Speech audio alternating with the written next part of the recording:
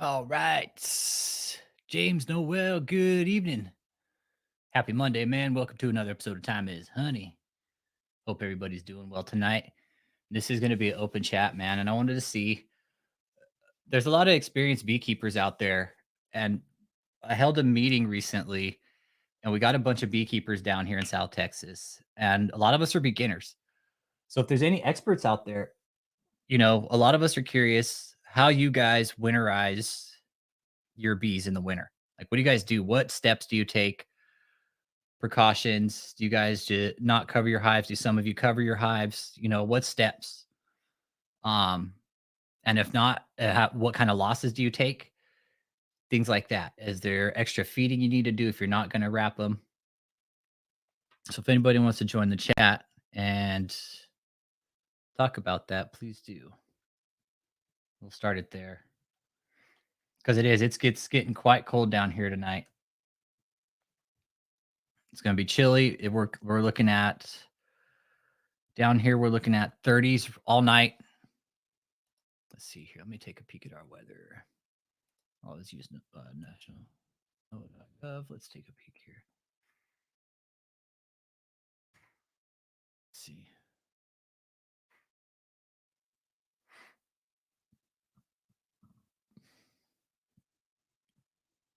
Seems like every year we're getting these crazy storms, right? These crazy winter storms.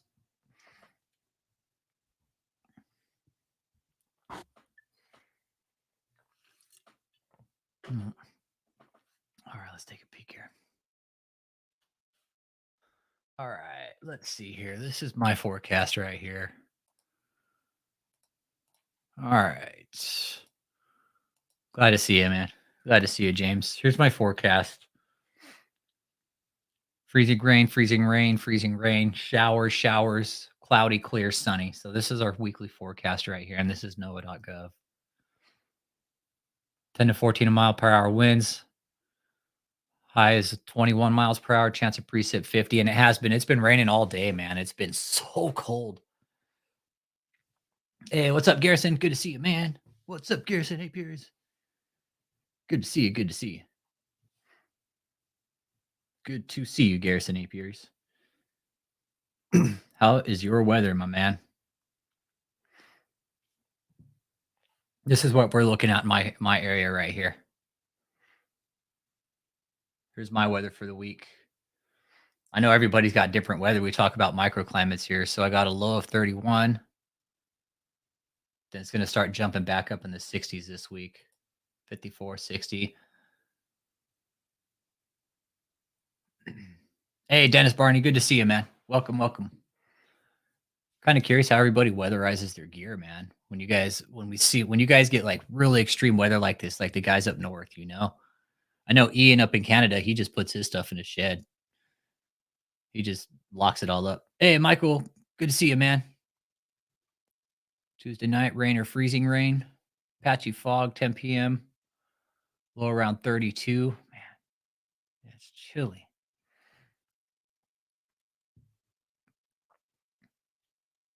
It's going to rebound by next week. We're going to jump back down up into the 70s, man. Okay, 40s for lows. Yeah, Texas rides it out, man. The thing is where we're at, right? I've been watching the local radar data and where we're at, like no BS, right on the where I live, we're right on the cusp of where the cold and the warm are meeting. So we're getting a mix of cold rain. Yeah, cold rain and wind. It's like the two different atmospheres are fighting over each other right now. You got cold mass coming from the north, and you got a warm mass pushing up from the north, and they're pretty much battling pretty much right here, right in the middle of Texas, basically. Right here. So cooling down and then rain the next few days. Hope Sal, they're okay. 65. All right, nice, nice. You guys got some good weather.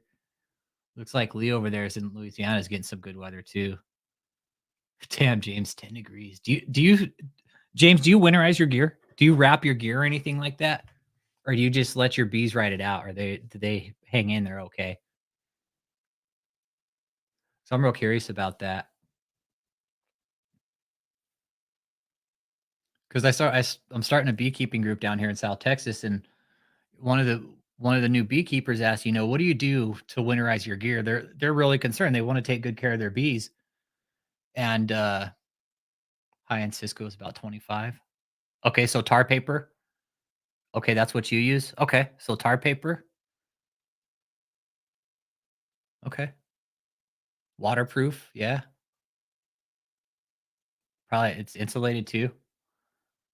It'll heat up once the sun hits it. Warm the box up. Okay, tar paper. I was using AC ducting wrap. That's what I was using. AC insulation, AC ducting insulation, and it works really well. It works really well. Quilt box, 2-inch top insulation. Quilt box. Okay. Let's see here.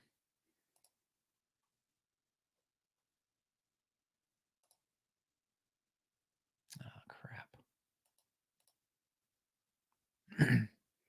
Quilt box, 2-inch insulation.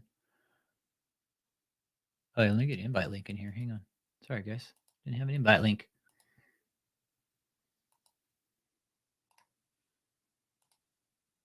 All right, there we go. All right. Anybody wants to join, feel free, guys. Feel free.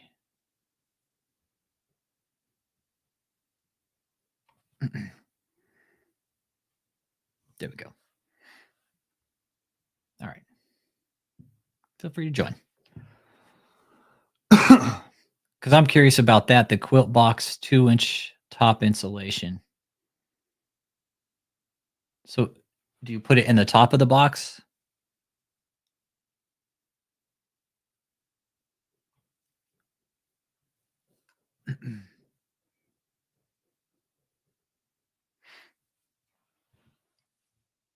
Okay, so you put it in the top.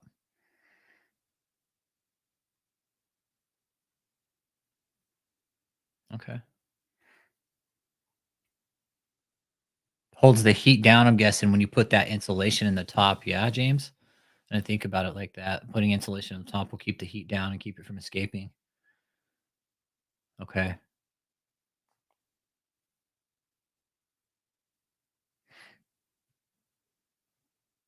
Gotcha. Okay, that makes more sense. Okay. I wasn't thinking about it like that. That how's everybody doing though, man?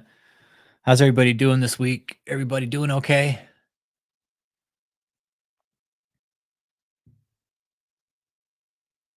So this is my forecast.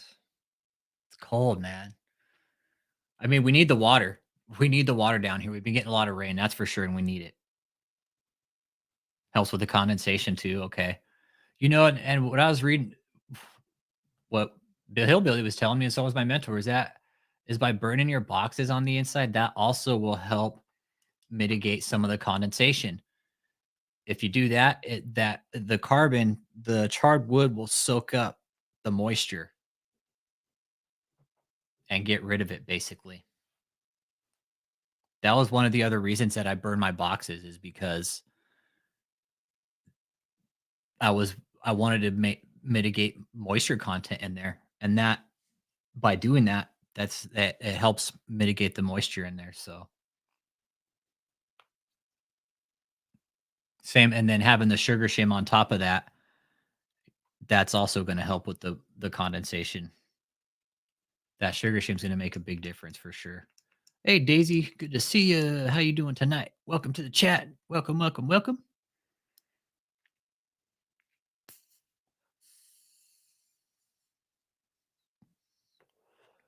This is a town just close to me. So Kerrville, Texas. Humidity 97%, 29 degrees, wind chill. So look, just a little bit north of me is 22 degrees Fahrenheit. So right now it's a low where I'm at 31. It's a 10-degree difference right now where I'm at right now. Rough sod. Okay.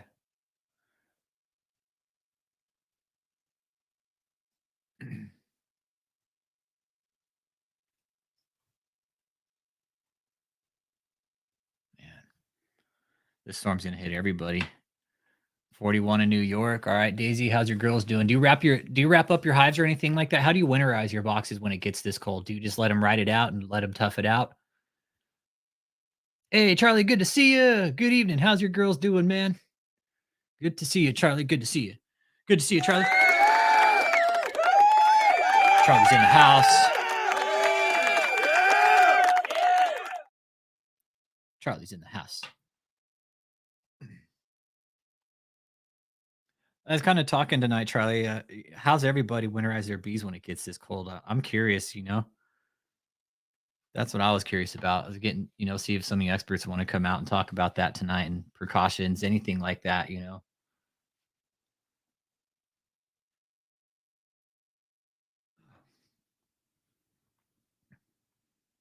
Okay, so you just put the 2-inch insulation on top. Okay.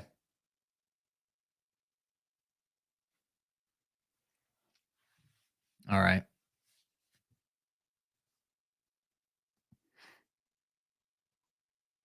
Hey, Clueless, good to see you, man. Good evening. Looks like you're gonna get a little bit of weather up there, huh? You guys are getting some freezing.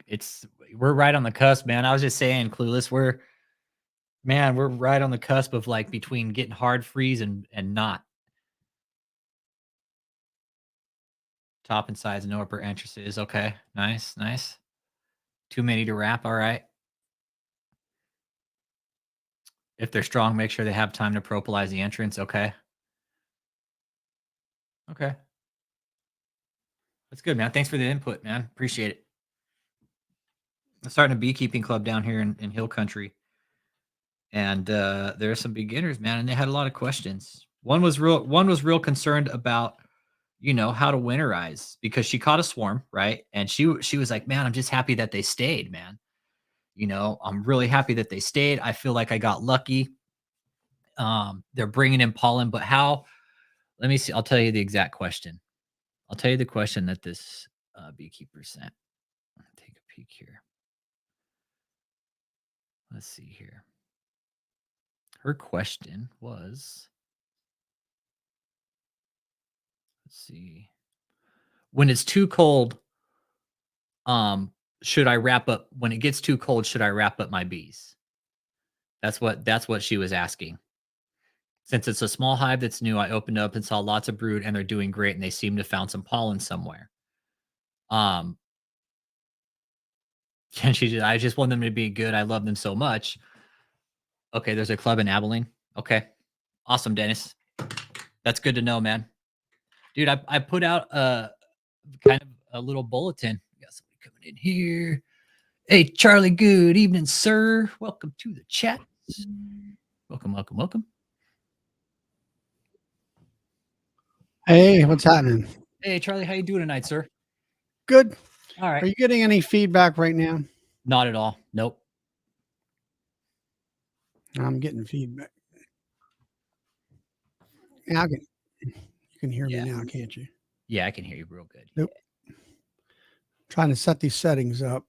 Yeah, I just got a new toy today too, and I'm still messing with it. And I think I got it for the most part, but it's gonna take a little bit more time. So yeah, do you winterize your bees, Charlie, by chance? Test. Go ahead. You can hear me now? I can hear you now.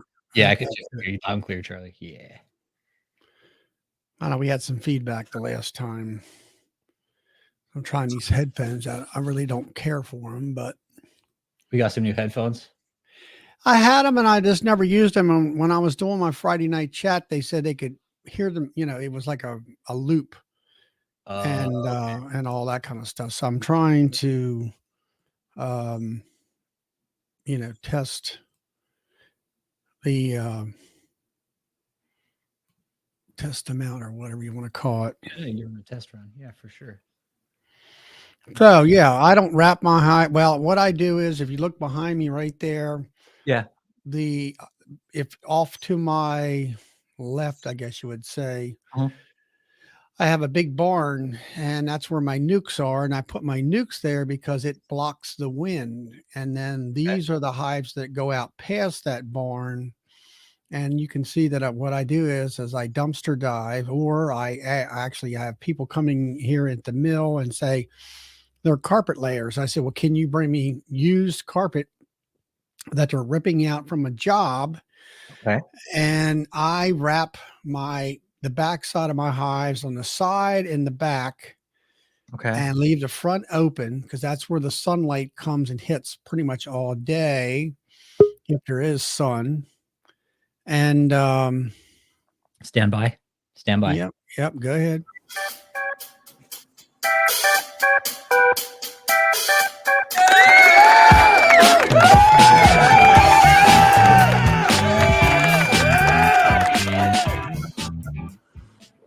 Hey, what's up? Got Bob in the house. What's up, man? Still fighting the YouTube demons, bro. Yeah. So Charlie was telling us how he wrapped his hive with carpet. Used carpet, you said, from you have little contractors bring you scrap carpet. Yeah, you have a carpet layer. Yep. Or the guy lays carpet. And I said, if you can give me a piece that is, I'm going to say between 5 and 6 feet wide, and it doesn't matter, I want at least 6 to 8 feet long piece. They can make it longer if they want. I'll say between 5 and 6 feet long. And let's see, hive's what, 19 or 20 inches on the long side, right, Bob? Isn't it like 19 and 7/8 or whatever, 20 inches? 7/8. No, it's 20 inches. So then it's whatever the width. So 20, that's 40. So it's about 5 feet, and it'll wrap both sides and across the back. And I want it tall enough where you kind of wrap it over the top like a Christmas present. And then I use a ratchet strap, and I ratchet strap it down, and it holds it in place. Okay. So the wind, I do know that my wind always, the majority of the time, comes from the back of the hive. And I put a carpet, I try to have the carpet go all the way to the ground. So now put the fuzzy side in, put the under or the base side out, which normally, if you notice carpet, it's kind of got like a glue base to it on the nap side. Well, that's going to let the water shed off of it because of that glue. Yeah. And like waterproofing almost. Yeah, it's sort of. It still gets wet, but it gets wet. It's waterproof-ish, but it'll shed some. Yep.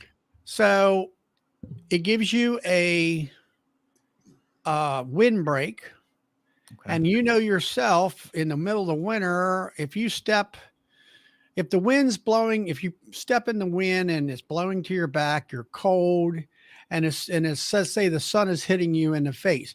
If you step, let's say, in front of a building and the building breaks the wind, it feels like it's 20 degrees warmer to you.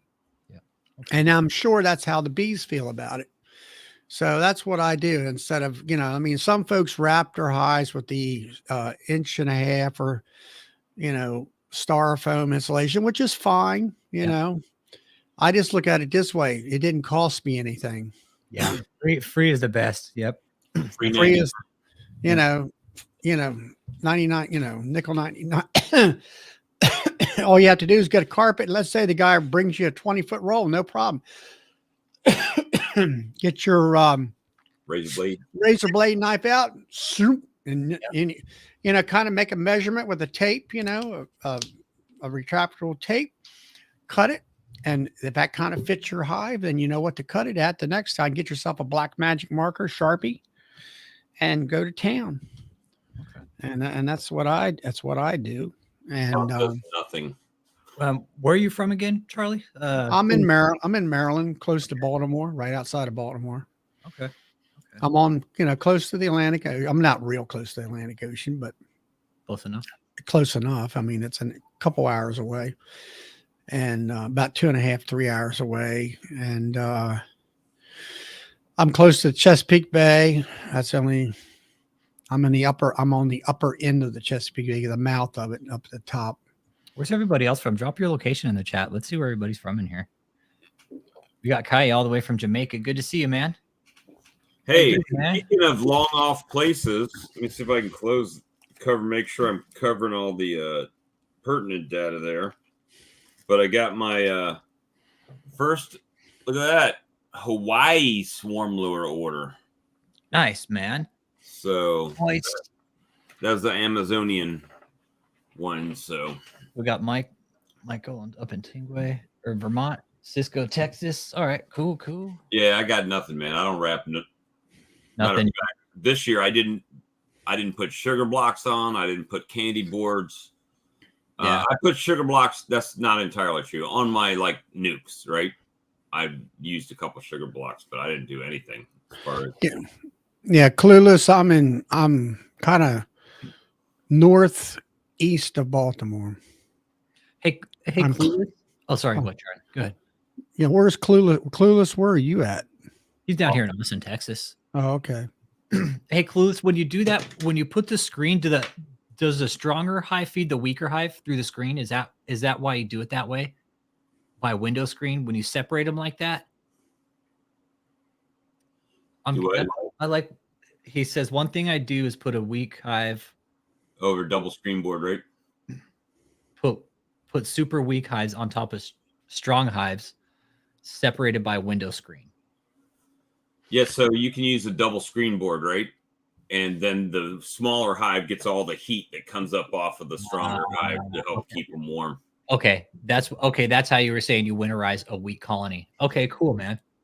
I think Bob just did that yesterday, didn't you, Bob? Yeah, I just put the double screen board in yesterday, 2 of them. So okay, cool. Be interested to see how that comes out.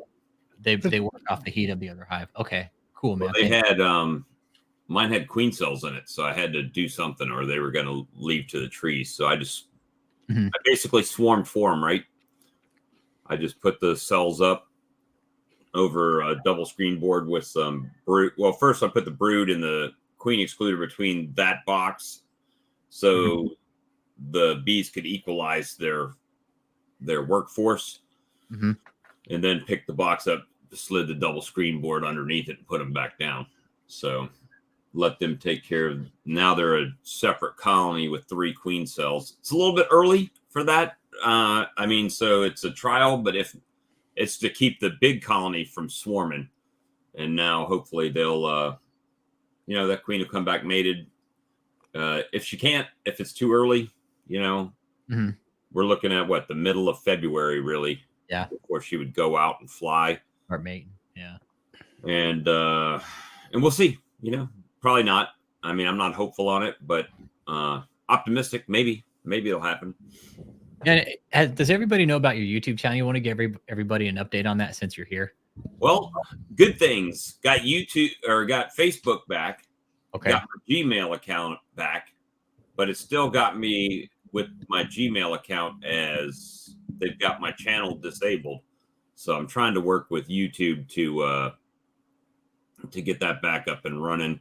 But then this, that I had the second YouTube channel that I was signing into stuff like this for, so I could comment. Yeah.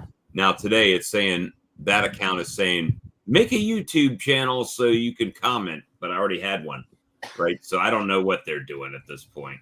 They gotta make another channel. It's like they're just whacking everything. So I don't know. That's and that was a strong channel too. You had put in a lot of work on that channel, man. And for somebody to hack it like that all of a sudden.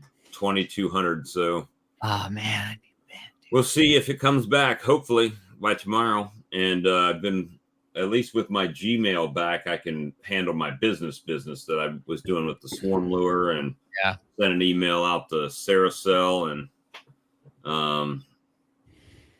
they have these hive beetle resistant frames, supposedly hive beetle resistant. I've never used them. They're a little bit spendy. How do you spell Saracell? CERA? Yeah. Saracell, hive resistant or hive beetle. Go back to Saracell Bee Supplies. You can go into that. Yeah, they don't have a lot of stuff, so it's pretty easy to find. I think you just passed it. Let's see. All right. So hive components probably, and down to frames. Plastic frame, and one of them will say beetle resistant, right? So you see those on top, how they have the slots down the sides? Yep, right here. Hive beetles love to get in those things. So they right here, these. Yeah, that's the normal one. So that's Yep. the hive beetles love to get in those. To say getting little, it's too much. That's a lot of area for them to just get up in there and start laying in. I'm guessing. All Right? plastic frames pretty much look like that, but they have a hive beetle resistant frame. There it is, the bottom right one. Yep, that's right here. That's it. So what they've done is they've taken those frames and they've did. made them hexagons like cells. Okay. So supposedly the bees can lay all the way to the edge of the frame when they draw the comb out. I've never used them, but you know, the funny thing is hive beetles get down in the frame into the cells. So I understand their thinking behind it. They don't have that slot to get in, and that probably makes it easier for the bees to protect against. But yeah, Kai brought up a good point. Beetles will still use those holes. Yeah, I find them in cells, you know. Yeah. So it's like, I don't know, but maybe I don't know. Who knows? Yeah. Why do you would think they would just make that solid, right? Why not? Why not just make this all solid? Save money. Well, I don't know if it's a way that they have to inject that plastic. Yeah. I don't know if that's why they have to, I don't know. But but they sent me a price on them, right? You see, and the price they sent me, Saracel directly sent me a price. I'm like, well, hell, why would I buy them from you? I can buy them wholesale from another manufacturer cheaper than what you want to sell them to me wholesale. Yeah. You know, why would I buy directly from you if I'm going to buy it cheaper somewhere else at wholesale? So, well, at least they're thinking, you know. Yeah, I mean, and I would like to try it, but you know, $4.25 a frame. I mean, I'm not talking about ordering a few, right? I'm talking about ordering like a few hundred. Yeah. You know, so if you can't cut me a break on buying 300 frames from you or 350 frames from you, yeah, then like usually give me like 50 frames for free or something like that, man. Maybe I'll that's when I start thinking outside the box, right? Yeah. Yep. Silver Grill, you got 2 inches of sleet up there, huh? Yeah, see, you're a little bit. Where's he at? Where you at? Silver Grill's in Texas. Yeah, he's in Texas. I'm just trying to figure out where he's at. I know it's getting cold. I didn't think it gets cold in Texas. Oh yeah, it gets cold. It don't get snow, but I mean, it's like here. I mean, it gets down cold and then gets back warm again and gets cold again. Just north of me, it's gonna get about, I don't know, probably down to 10, 15 degrees, man. It's 5 degrees colder north of where I live. I wouldn't think it would be getting too terribly cold.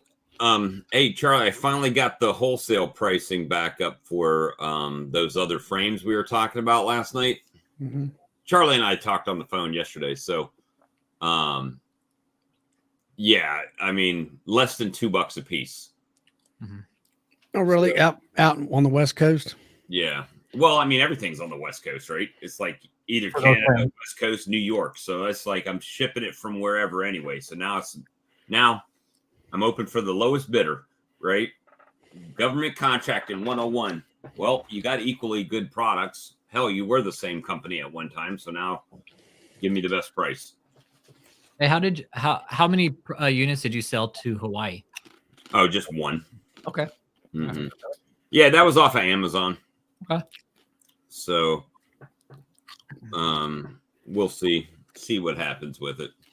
I don't know. We got but I am going to be making an order this week. I need a ton of frames.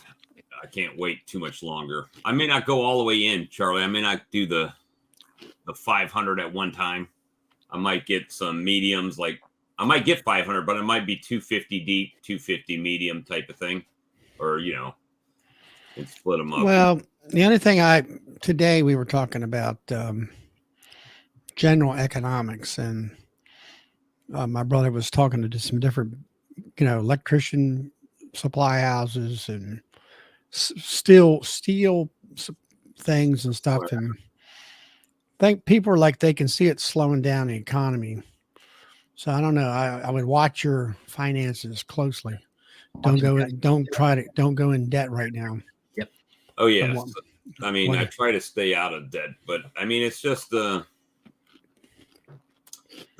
thing is that I've got more boxes than I have frames, so the boxes do me no good without frames, right? I might as well not even have the box if I don't have frames to go in it. So it is a. Got Amir in here. We got Dennis in. I'm gonna shout out. We got Lee. We got Amir came by yesterday.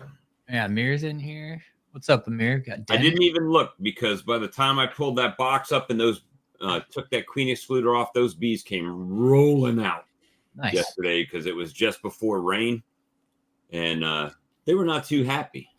Yeah. Hey, Chavez, good to see you, my brother. Yeah. Hey, Clueless. Once you text me that, I'll give you my real number, dude. I don't post my real number here. Yeah, just text me, Clueless. I'll give you his real number. Not just kidding.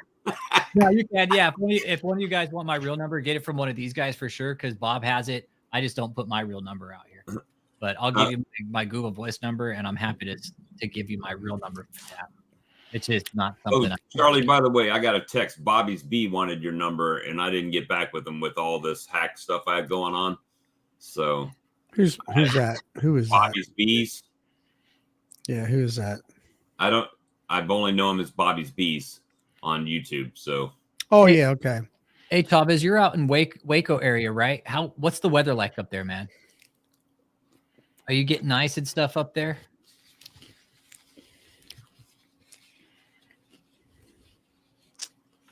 You got the Twizzlers or Red Vines? These are Twizzlers. Okay. Yeah, these are Twizzlers. Now, I want to clarify something that Bob did. Maybe you don't understand it. Is with the hack? With the hack or with something else? No, when you did a split, you found when Bob found he had 3 queen cells on a frame. He took an empty box. He pulled out the frames that he wanted to put in the split, shook all the bees off, put it in the box. So you're going to have the queen cell along with some brood, capped, open, food and pollen. Then Bob put the queen excluder on, put that box back on.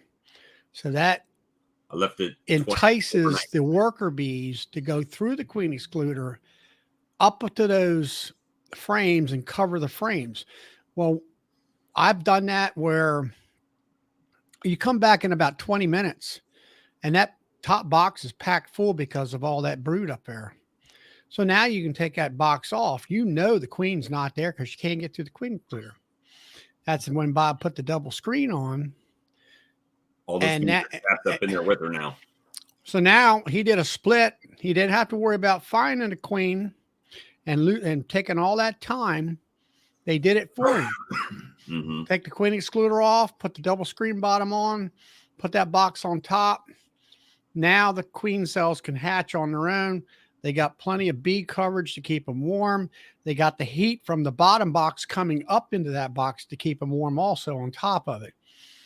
And all that. By far the easiest split I've ever done in my life. The most easy and methodical, you got it just right, And the best thing is, for me, is it wasn't too weak because the bees decided how many bees they needed to cover that box, right? Right. Not Bob.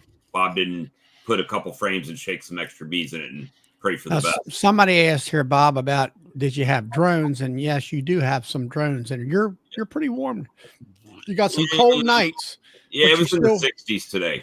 So it's that's great. That's warm. We were like 52 to 55 degrees today. All the bees were flying. I did have one hive.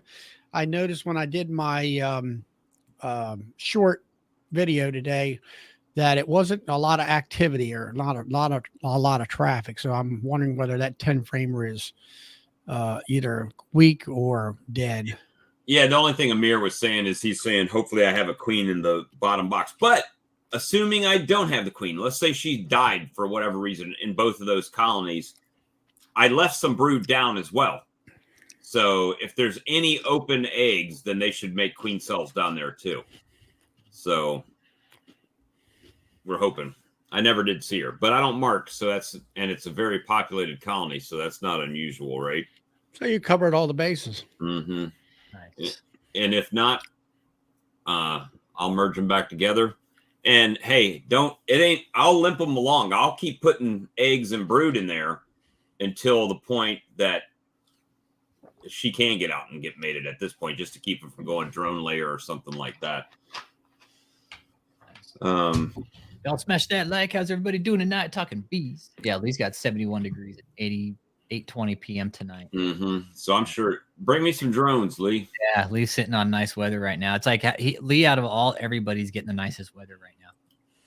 It's like tipping over the top of But see, when you guys get cold weather over there, it kind of goes north of Lee. Sometimes they get a little. It goes north of Lee, and then it like catches me like 2 days later. At the weather pattern, it's where this cold and the warm air are. It's just above. It's cutting off like north and south Texas and like parts of the northwestern part of Louisiana, and then everything up north of there is just getting blasted right now. Yeah, there's too cold for winter. That's why we live down south, brother. That's why. Yeah. Now today was 50. I'll say 55 today, and that's bee flying weather. And the rest of the week, it's going to deteriorate down into the 30s or whatever by the weekend. But those licensed poly nukes. I've only had them on. I had bees in them for I think maybe 3-4 days, right? You said Lysin? Yeah, the Lysin. I got it from Better Bee. The Lysin 6-frame poly nuke. I'm digging that right now. Okay, so you're liking it. The bees are liking it, so that makes me like it. I mean, they're able to keep themselves warmer. That one right there. So bottom top box for $56. If you don't, I think there's actually, if you see where it says inner cover, it says required, you make a selection right there.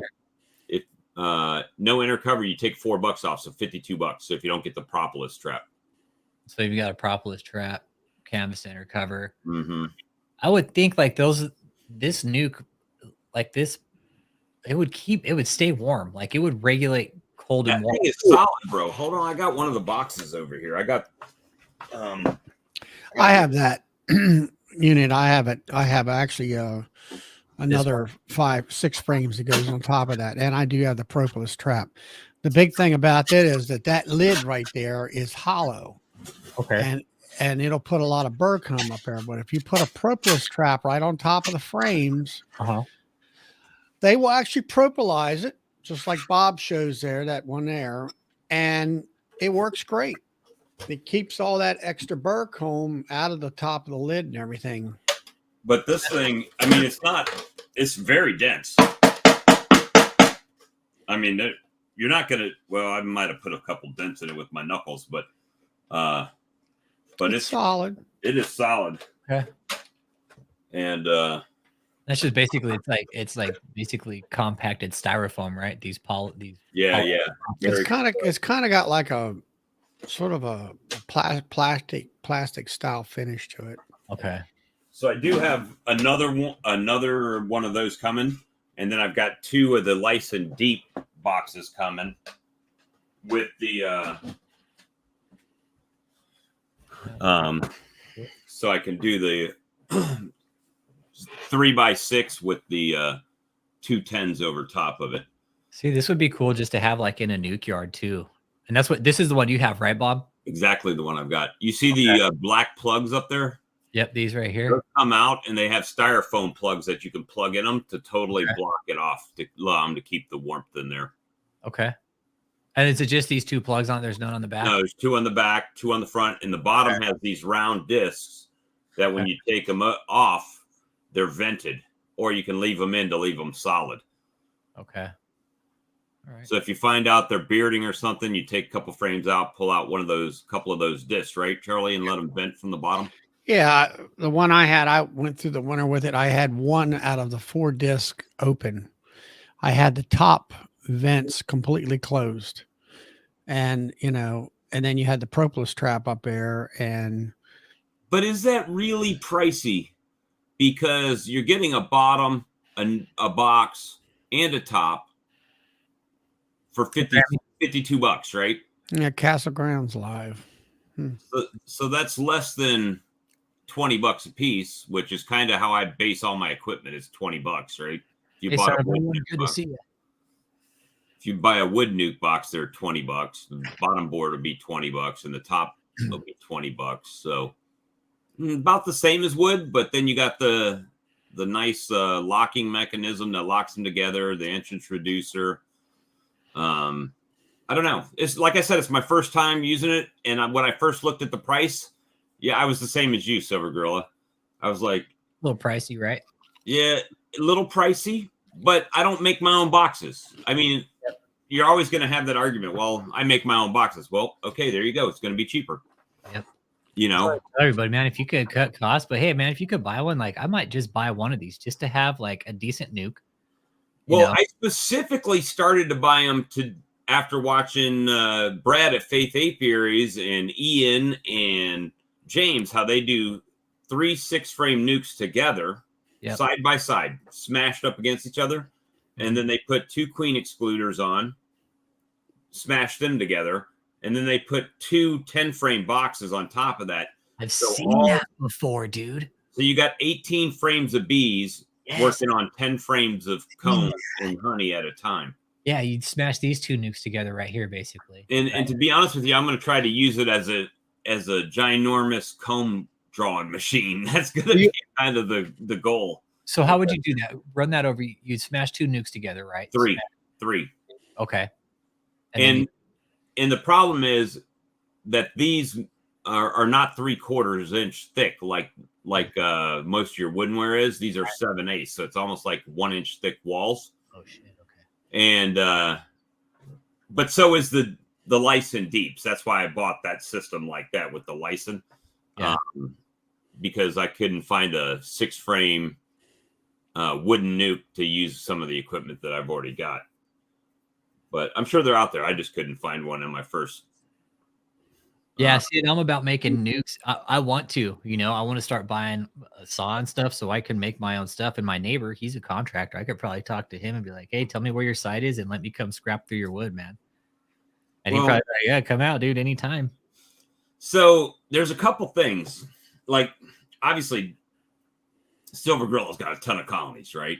Yeah. So, and I don't know that might be his full-time gig, right? That might be all he does. So he might have excess time. So either you have money and no time, or time and no money, right? So that's kind of yeah, beekeeping is definitely not cheap.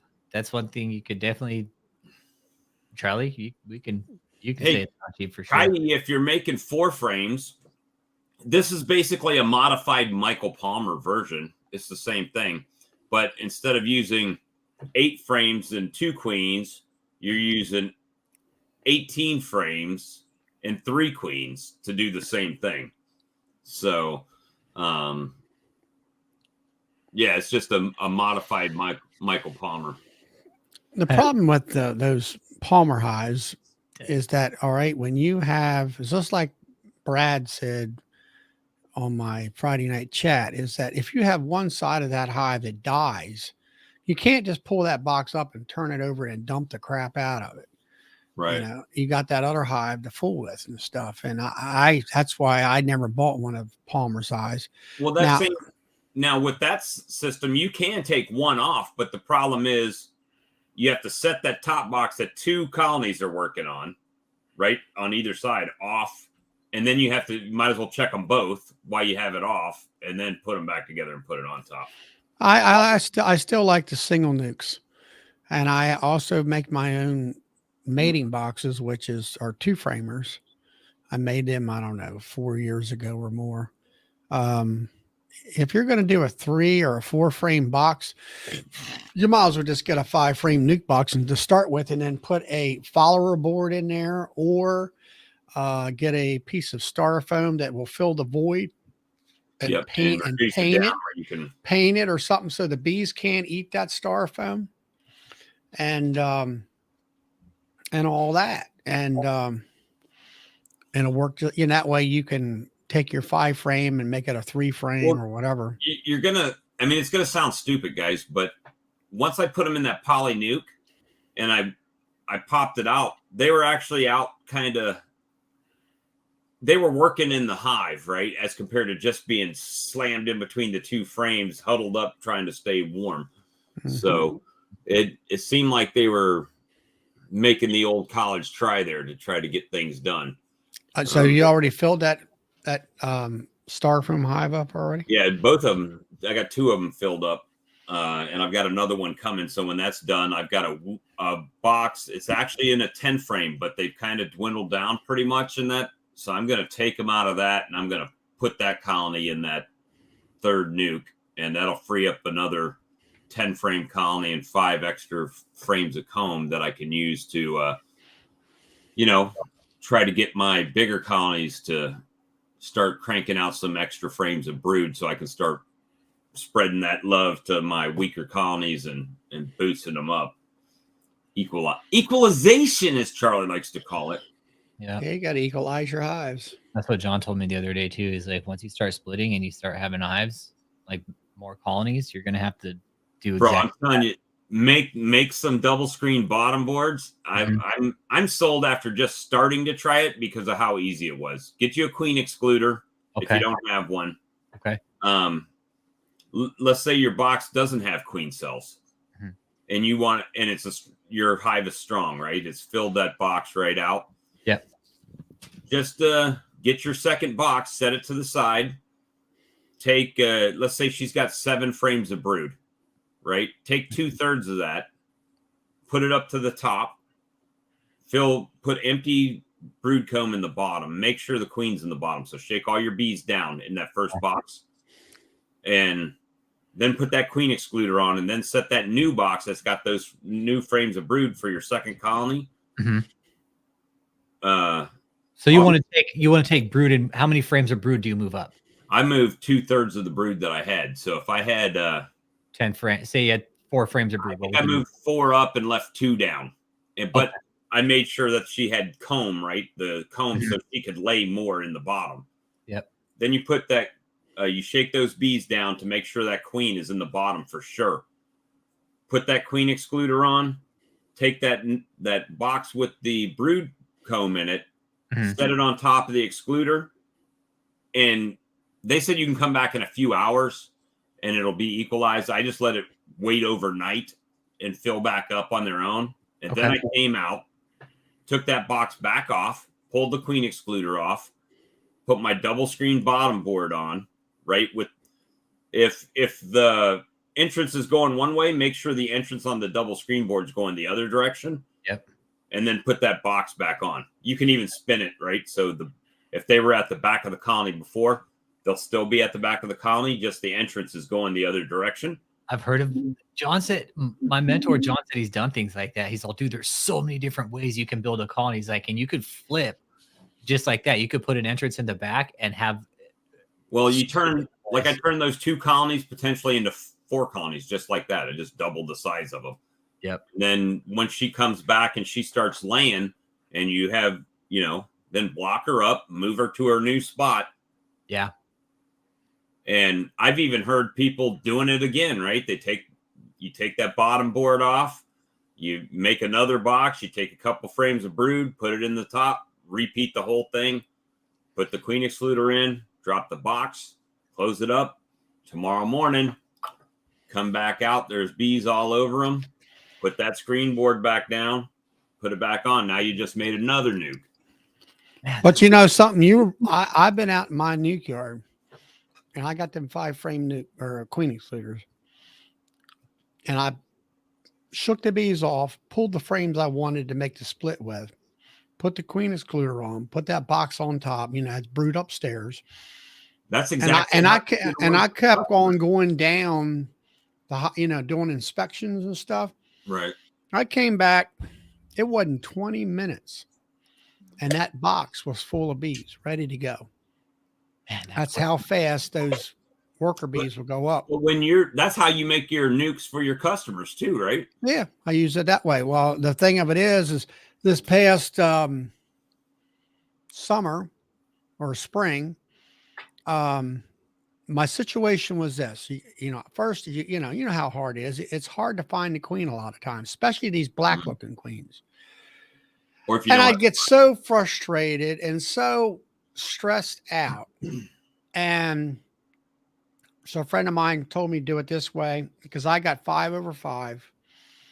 So I pulled the top box off, put it on the lid, and let's say I got lucky and she's up and upstairs laying. All right, I went through the frames. I liked what, put in, let's say 3 frames of brood, a frame of food, and a frame of pollen food mixture or whatever. All right, that's what I want to sell. I got the right kind of frames there, and she's up in the top box. Stick the queen excluder back in, put that box back on top of that stack. All right, it's 95 degrees in the middle of the summer. All right, I got screen bottom board on my nukes. They're I got wood. Son of No One coming in. Let me give him an intro, y'all. All right, yep. Hey, that's very good.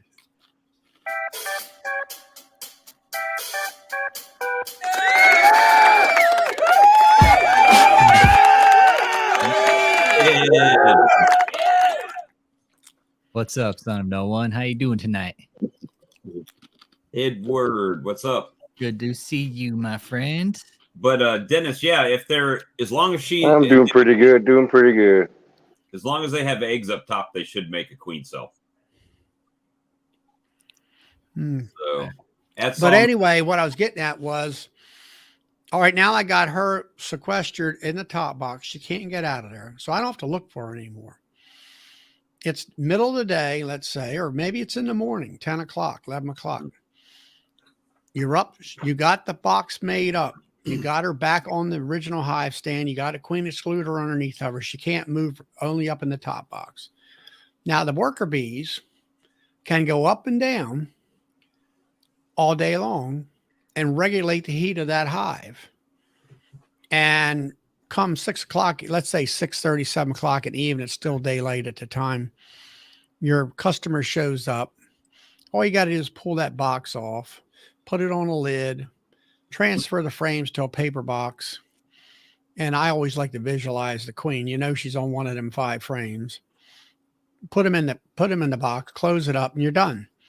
Yeah. And the bees, the worker bees and drones, are mostly worker bees, are equalized. Now I killed 3 different nukes that I sold because I was generous and shook some extra bees in there. They got too hot. So at that 90-degree day, if you did it in the morning, they can regulate themselves all day long. You don't have to worry about them getting overheated and dying on you. But shaking them that late in the day. Well, what you're trying to do is you're trying to get out there. You're trying to make the nuke up, and you're trying to find the queen. Okay. So you've done the hard work in the middle of the day without having, I got to get this done in a half an hour because my customer's going to be here. You don't have that pressure on you. Yeah. You go out there, you find her. It might take you 15 minutes. It might take you a half an hour because you can't, maybe she's in the bottom box. Then you finally find her because she's, overwintered queen. You're going to sell her. So you make the nuke up in the middle of the day or that morning, and with the queen, put the queen excluder on the top of the bottom box, put that box all back together. They regulate the heat. It's 90 degrees during the daytime. You come out there at 6:30, 7 o'clock, 10 minutes or 5 minutes before the customer supposedly is going to show up, transfer everything in the paper box, and then he's ready to go with her. Yeah, because the bees have already told you this is how many bees we need. Right. They did it for you. As far as the split goes, they did all the work for you naturally. The only thing you did is make sure the queen was imprisoned upstairs in that one box. So you didn't have to hunt for her. You knew where she was at. So now if you moved your queen to the top, when are you introducing a new queen to the bottom? Or are you letting them do their own thing? Well, you got to remember something. The worker bees can still travel between the queen excluders. So as far as they're concerned, they're not a queenless hive in the bottom. Until you pull that nuke off, then they realize. As soon as you take the nuke off. because you got to remember, how do they communicate? It's pheromones. Well, pheromones are not. I always thought pheromones in the early days was like perfume. Well, that's not what it is. They actually transfer. They actually have to touch each other. That's why you have a double screen board. Is that the antennas have to touch each other? They transfer the information from the queen throughout the hive. From antenna to antenna. From antenna to antenna, or maybe they're eating licking each other with their tongues or whatever. John, They have to touch each other. Can I stop you right there? That's something my mentor brings up is that the health of the hive. This is what he's brought up, and we've had conversations over this, guys. You know, I'm first year, but I dive into conversations with him about this, about the transfer of. Oh no, sir! You're coming in the second year. Well, okay, second year. And what we've talked about is the transfer of the proteins from the bees. Is whatever maybe the proteins are transferring from each other is carrying that the health, like Charlie's saying. So, and when you know, like you say, if you take the box off, then you're breaking the communications from the bottom box because you sold her. So, are you introducing cells right then, or a virgin queen right then? I wouldn't. You want to wait 24 hours. But then they're going to make cells, so you got to go back in there and crush the cells. Well, you want to wait till the next day. You want to shake all the bees off and make sure they haven't started anything. Because will bees split out a cell in 24 hours? They'll start within 8 to 24 hours is usually what. Okay. I mean, they have said that if you take a queen out of a hive, I'm going to say within 30 minutes, they know they were queenless. Okay. And I have pulled 2 frame. Like last year, there's that video where I put that there virgin queen in that 2-frame nuke. That 2-frame nuke was only made up a half an hour before that film was made. So they knew within a half an hour they were queenless. And I walked that queen in. Now you got to remember something. A virgin queen doesn't have the pheromones. So they know she's a queen, but they're not going to treat her like a full-fledged queen per se. And she's still in the cage. She'll walk around in that hive for 4 to 5 days. Her exoskeleton is going to harden up. Her wings are going to get dry so she can fly. And in the meantime, her ovaries and sexual organs are going to develop because they're not totally developed when she comes out of the cocoon. Then she will go out and fly and get mated. In the meantime, go ahead. There's a reason why all these commercial beekeepers are using that method, though. It's because it's so simple. They don't have to waste time. They put the brood up there they want. They put it back on. The next day they're in the yard. They remove it, and the bees have done all the work for themselves. Bob Benning has a video about that a couple years ago. Yeah, I watched them all yesterday. Where, like you said, he's making splits off of, let's say he's got 50 hives or 40 hives in one yard, and they're super strong. Ian does the same thing up there. Same. If you watch him in the springtime, puts a queen excluder on, pulls the brood, he equalizes the brood out, equal amounts of brood upstairs in that box and downstairs in that box, puts a queen excluder in, comes back the next day, or maybe actually they don't really do that. He just puts another box on. Then they come back so many weeks later. Well, one of the caveats is, when I did it, I was told you got to use drawn comb, though. You can't replace that comb with foundation, because if you put foundation, they don't see the foundation as workable space, right? As space. So you want to put those down there so that queen can lay that stuff up and produce you more brood as well.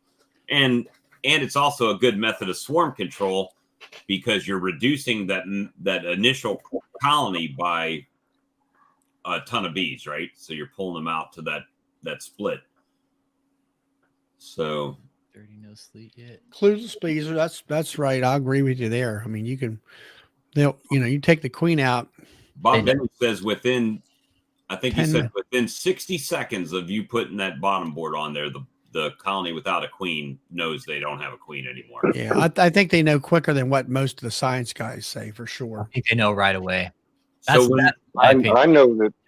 I think when that queen is taken out, they know that queen is gone right away. Well, I've done inspections. I got a double brood chamber, double deep brood chamber. Gone through inspection, never even saw the queen. She always likes to hide, and one of my hives likes to hide, even though she's marked. Can't find her. But I take the top off and set it down on a lid, and I go to start to inspect the bottom section of the brood chamber, and they start roaring. And I know already that the queen's in the top box, just because they start roaring as soon as I move. I mean, within a couple minutes. The sound changes on them. And with that method, it doesn't even matter as long as if you don't have queen cells involved to begin with, it doesn't matter. That's why they do it that way, is because whatever box doesn't have a queen is going to make a queen, right? Or start making a queen, and they'll be able to tell when they come in and reinspect it the next time. So if they go through the box and they either find her or there's no queen cells and there's cap brood or laid up brood, well, then you know she's in that top box. And you know, the bottom one then would be the one that would have queen cells, hopefully. And there's a good chance that if I go back, they may have made more queen cells in that same colony, the one that I split up to the top. Sexy say it was warm the other day. They're bringing in pollen to an orientation flight. Goes inside and it's cold and drizzling. Yes, the same thing. They're bringing in pollen the other day, man.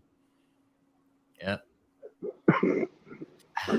And that's the same thing that I've been noticing too. So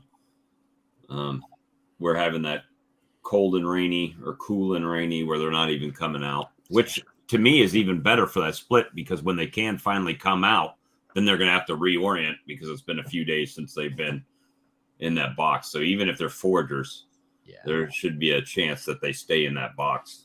Yeah. Yeah. There was a question on my local club. You know, they were trying to move hives, I'll say within the same yard or something like that. They were nukes, you know, or something, splits, more like nukes, I think it was. And I didn't get in. I read it late, you know, everybody had pretty much told them what they wanted. But anyway, like I said, hey, look at the forecast.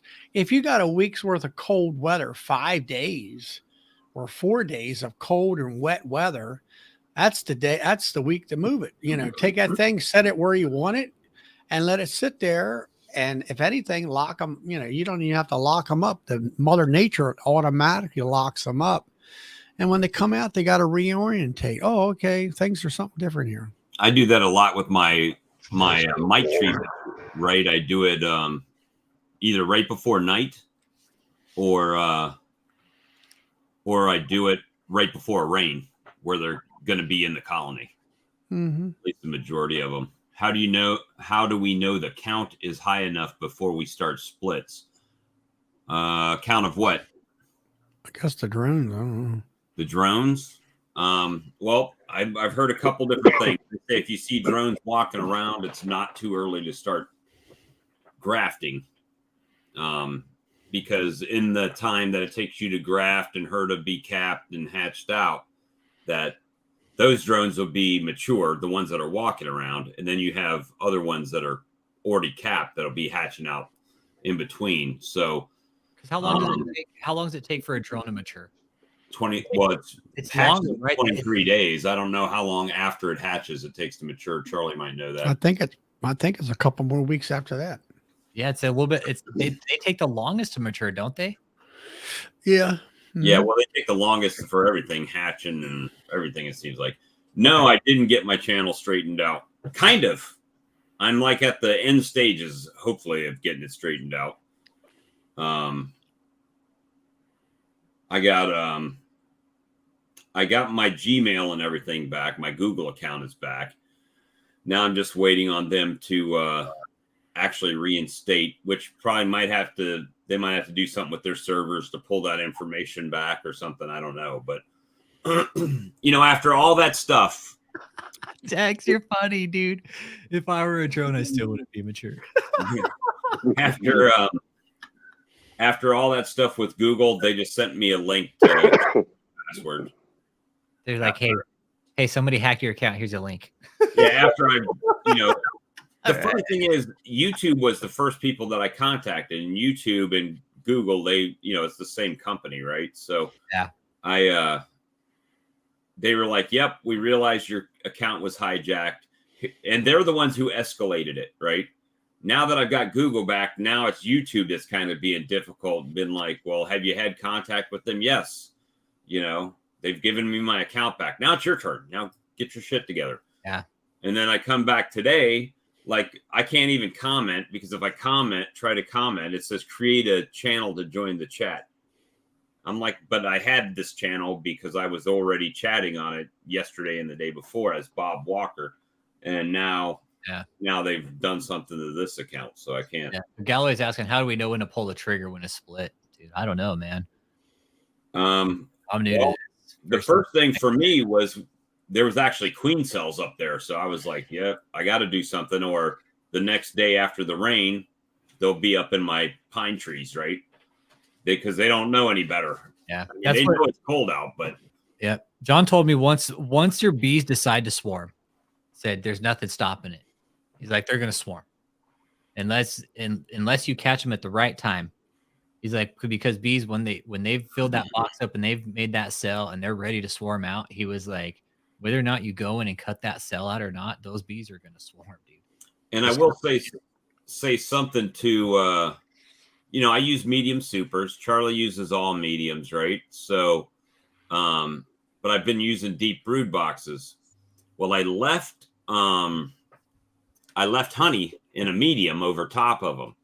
Well, the queen moved up, right? They all moved up. She started laying those mediums. So now I'm doing splits in mediums as compared to the deeps. So there is something to be said about being consistent with whatever. If you're using all shallows, use all shallows. If you're using deep, use all deeps. If you're using mediums, use all mediums. But it does a couple things for you. First of all, if you haven't noticed, if you get 2 medium boxes, you have to get twice as many frames as a deep. Yeah. So there is a cost savings, and probably 3 times as many if you use a shallow. And so nobody uses them anymore, hardly. Well, for cut comb or something like that, maybe. But yo, Ted Cruz, the top 10. What's up, my boy? But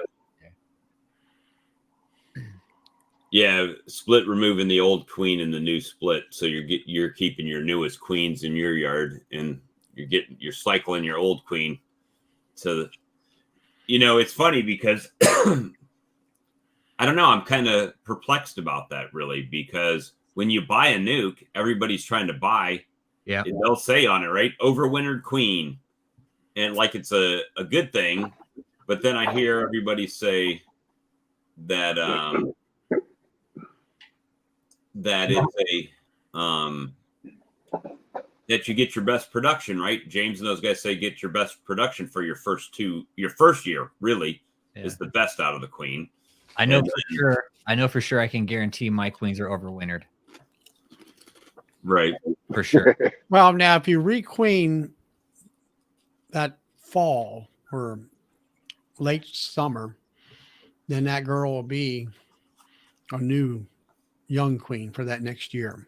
I'm just wondering if, like, you remember when I bought those queens, it was not really early in the season, right? Nukes had already been sold and all that when I started doing the queens. So my thought is, are they like those cutie queens? Did they get mated appropriately? Because you got to figure that the earlier in the season, there's more drones.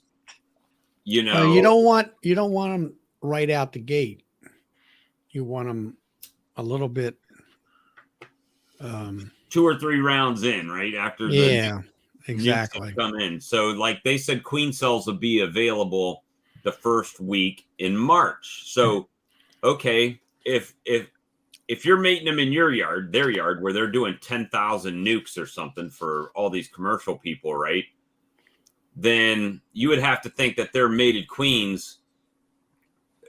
Do they have enough drones, first off, to mate all those queens? If you got to do 30, which may be poor mating, or if I put queen cells in here and mate them here, then they probably have a better chance per queen of getting mated.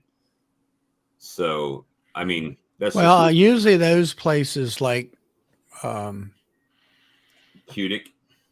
well, I was down there at Hardiman's, Right. and they had a queen yard there underneath the pine trees. And there was probably 1,500 boxes there. So there's 3,000 queens in that yard. But then in the back of that yard, there was probably about 6 or 8 10-frame hives. Well, they're drone hives is what they are.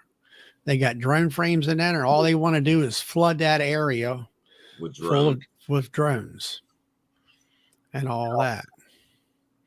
So, you know. Yeah, I mean, I find that the queens that I've made here, even if it was walkaway queens, they seem to do better than the ones that I bought. And that's being unbiased. It doesn't matter where I bought them from. You know, yeah, I agree with that. But it's anywhere that I agree with it. I agree with that. Charlie, you got the same favorite brand. Yeah, you got what is it? The hot stuff here. Barbecue. But the where's that? That's the only best chip there is. But the but yeah, so that, I mean, I wish I would have bought more double screen boards when I was down there. So if I did that method, I could really make 19, well, assuming the colonies are all equalized and strong, I could have made at least one split just using that method on all my boxes. I picked them up. Well, both. I've had both. So I ordered queens from Jose, and they were shipped from California. I bought queens at a local, semi-local queen breeder. And Greg gave me one. The Pepto Pink Queen. I can't give a good or bad review on the Pepto Pink Queen because it was in his pocket for a week, right?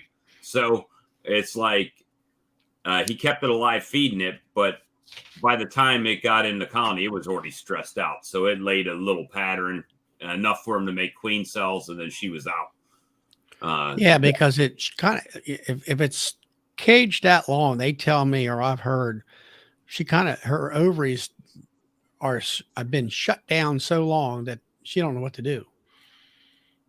So I could see that happening. Let me get a drink. The health of the yard drone make good queens. Yep, I'm with you, Galloway. 100%, dude. I'm with you, dude. The health of yard, your local bee population, right? The local population in your area, right? Were those drones were that queen's gonna go out and fly and mate?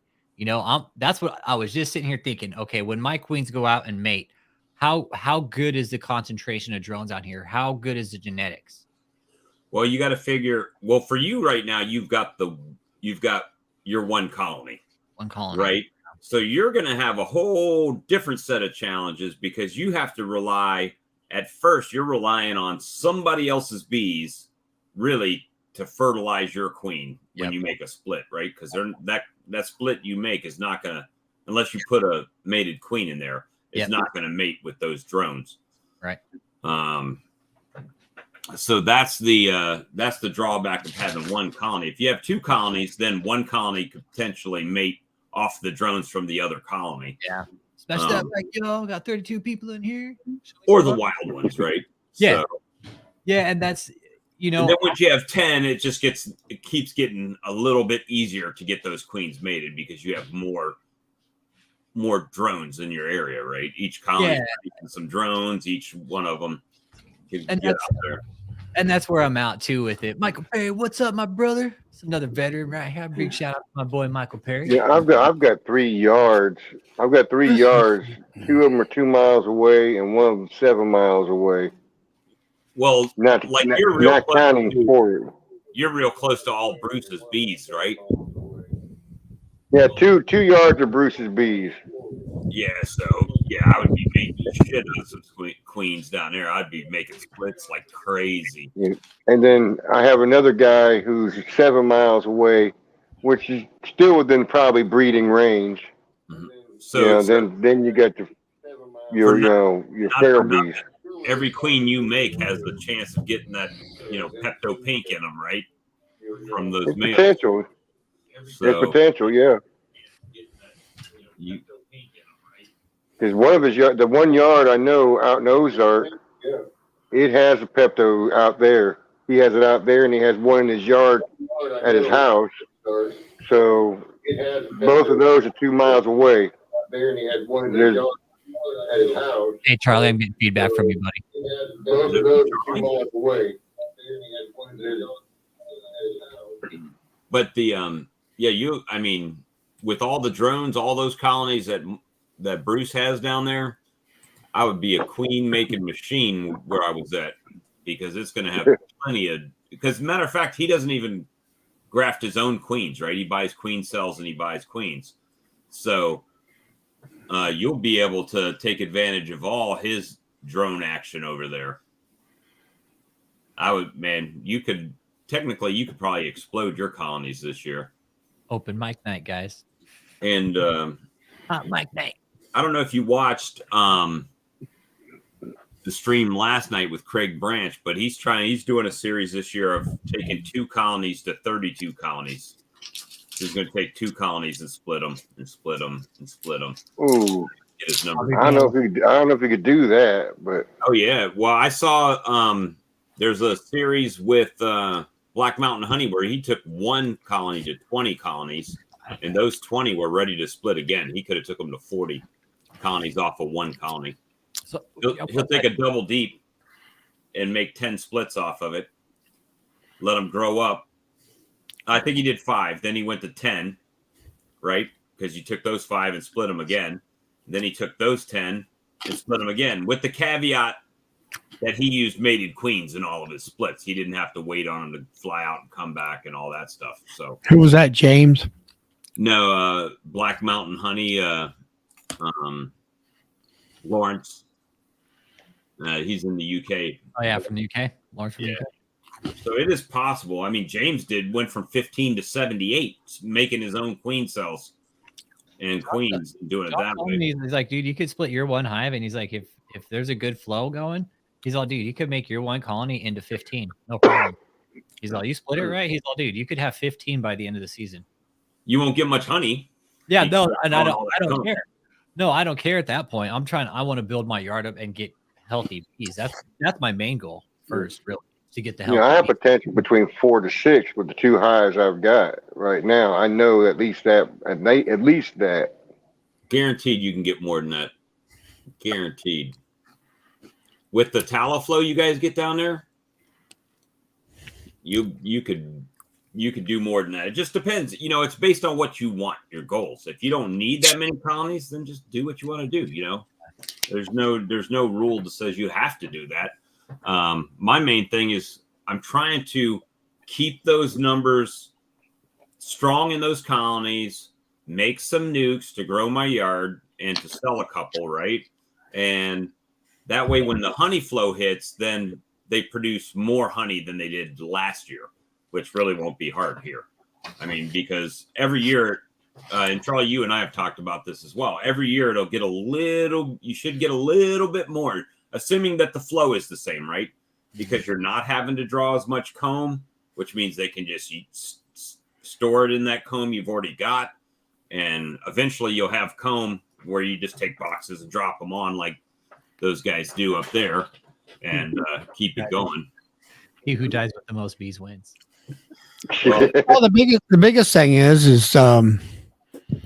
is like, if you got a good strong hive and all right, let's say you do have some honey supers that have gotten drawn wax, and then drop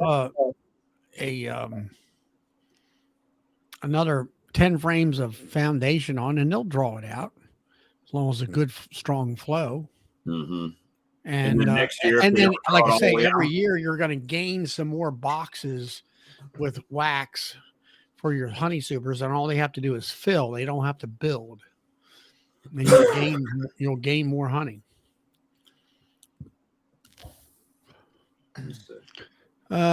Needs potato. I've never heard of them. sorry. No. I'm gonna. So that's I kind do of know it's like Utz potato chips that what we have here. Oh, Yeah, they're not out in the Midwest that I know of. There's, you think that everything today is everywhere, wherever you go, but it isn't. Now, Utz is a Pennsylvania-based company, and Snyder.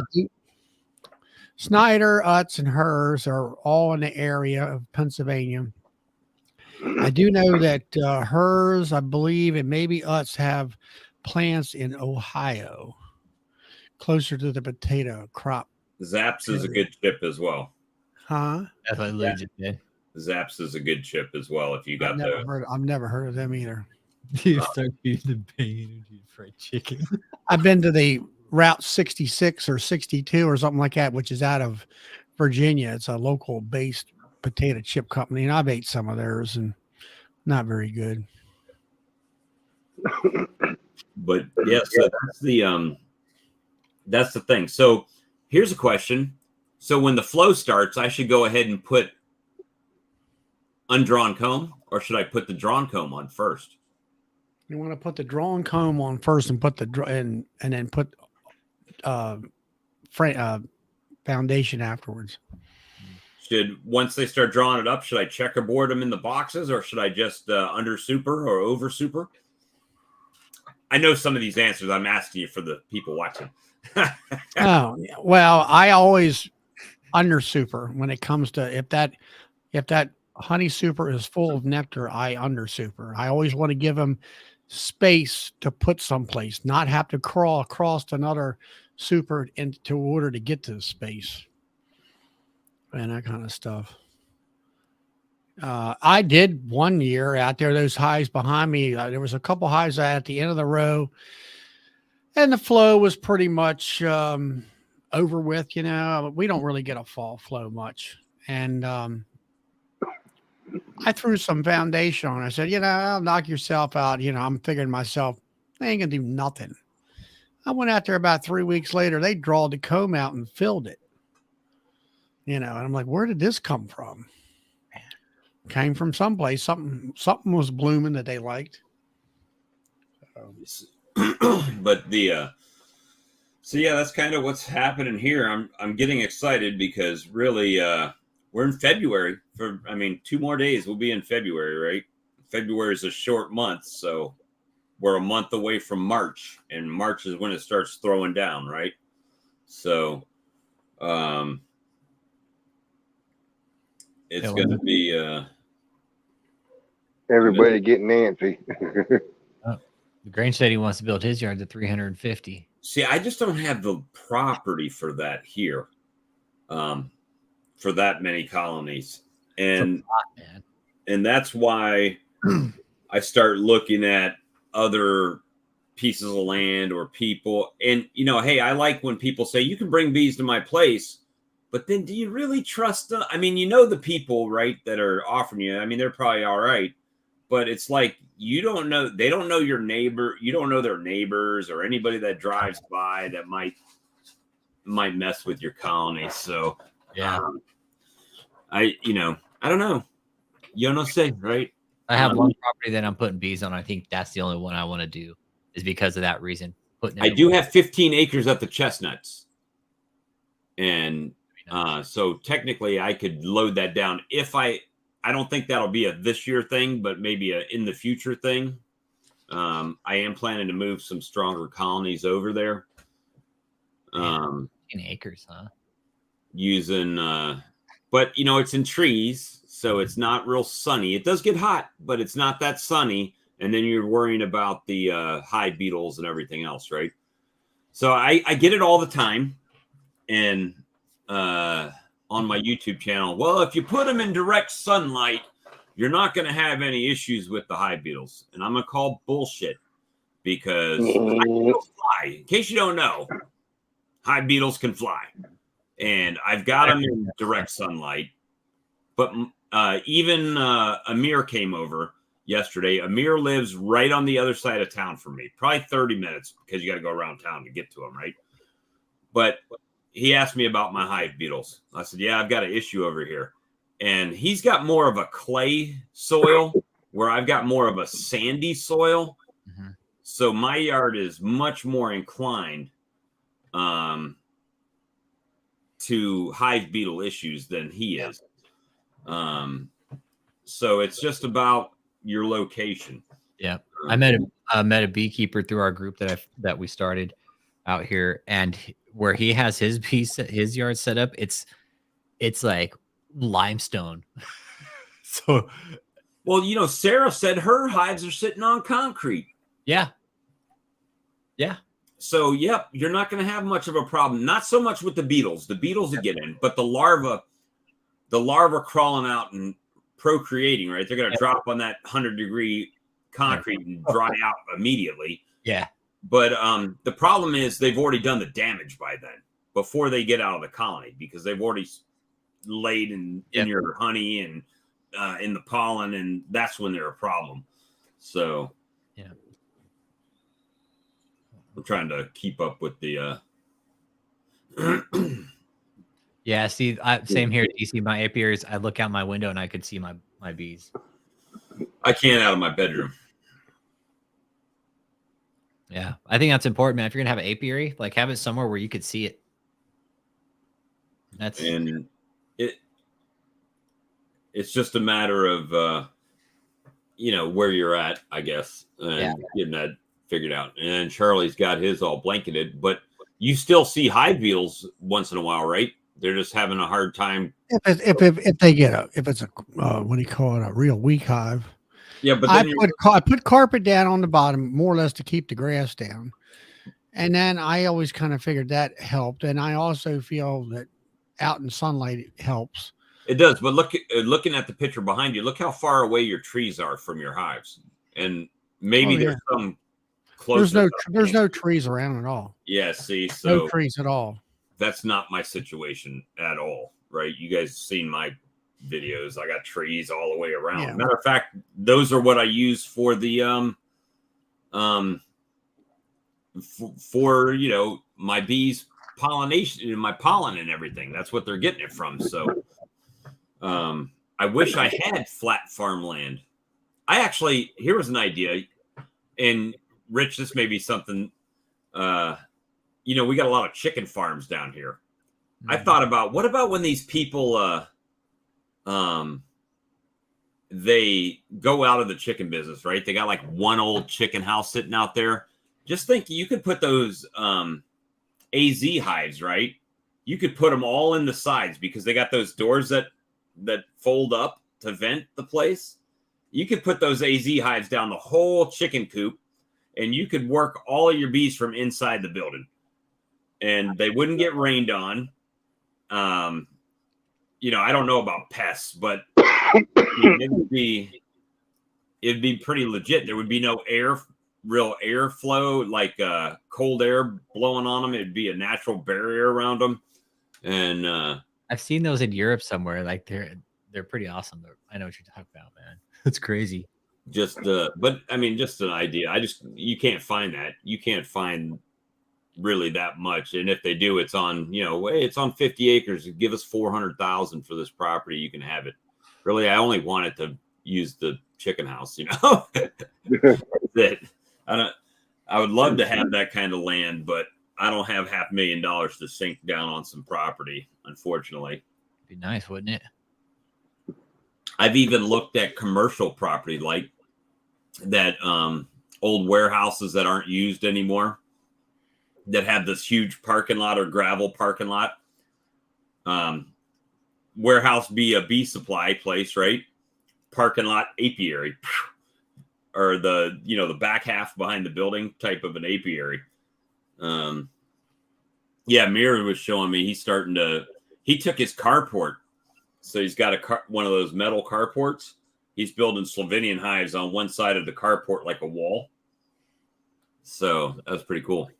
Okay, that's what I do with mine. Is I put a weed barrier, and then I put cedar barrier.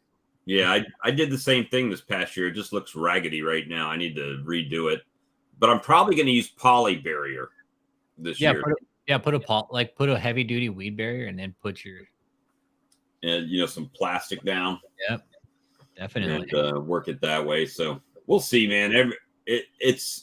big ideas, little money, right? That's how it always works. And you keep yours inside an open hanger, man. That's a good idea. You gotta have those things though. That's the problem. Right. Keep them weatherproof. Shoot, never have to worry about. Yeah. At least you would take the whole. It's not getting water in the hive, right? Yeah, definitely. You never have to worry about water getting in there. Of course, there's probably some other challenges that come with that. You know. Yeah. Any other challenges that come with that? Yeah. And they would always be shaded, right? So the heat would be a little bit less than them too, probably.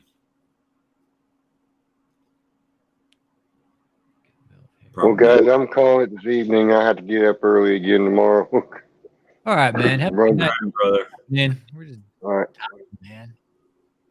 See You good son of no one. Have a good night, man. Sleep well. But yeah, I've got to order frames this week for sure. It's gonna happen. At least I tell myself that until it comes down to order, and I'm like, damn, that's a lot of money. Brian's a rebel. What did he say? He said he went to a business to catch a swarm and they wouldn't let him do the liability, but he's like, I went back at the end of the day when they had gone home and got it anyways. After they closed? After they closed, yeah. They wouldn't let you get a swarm because it was a liability for them? Yep. To get the swarm? Wouldn't it be a liability to leave it there? If you had somebody that was allergic and got stung? I mean, just thinking about it. Oh, that's like a double-edged sword almost, huh? Yeah, you're screwed either way. I know a 9-to-5 worker when I see one. Let's see. How you doing tonight, Brian? So you're building benches? Are they bee benches?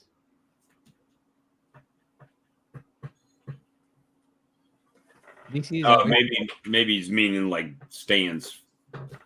Oh, okay, bee stands. Oh yeah. Really quickly, I was talking to a brick wall. Yeah. Okay. I had the same thing happen today. I've been working with somebody about termite treatments. It's a lawyer's office, and they said they called me. They're like, "Okay, you remember you talked to us about termites?" I said, "Yep." They said, "We're ready to do something." Great. So I drove all the way over there with the paperwork I already had filled out. Yeah. Went inside, and she's like, "Oh, we're just getting quotes right now." I'm like, I drove 30 minutes over here to give you a piece of paper. I could have told you that on the phone. And at any rate, so she said, well, will your treatment, I've got a little bit of termite damage, because she was contemplating going with the same company she already had or switching to us, right? Yeah.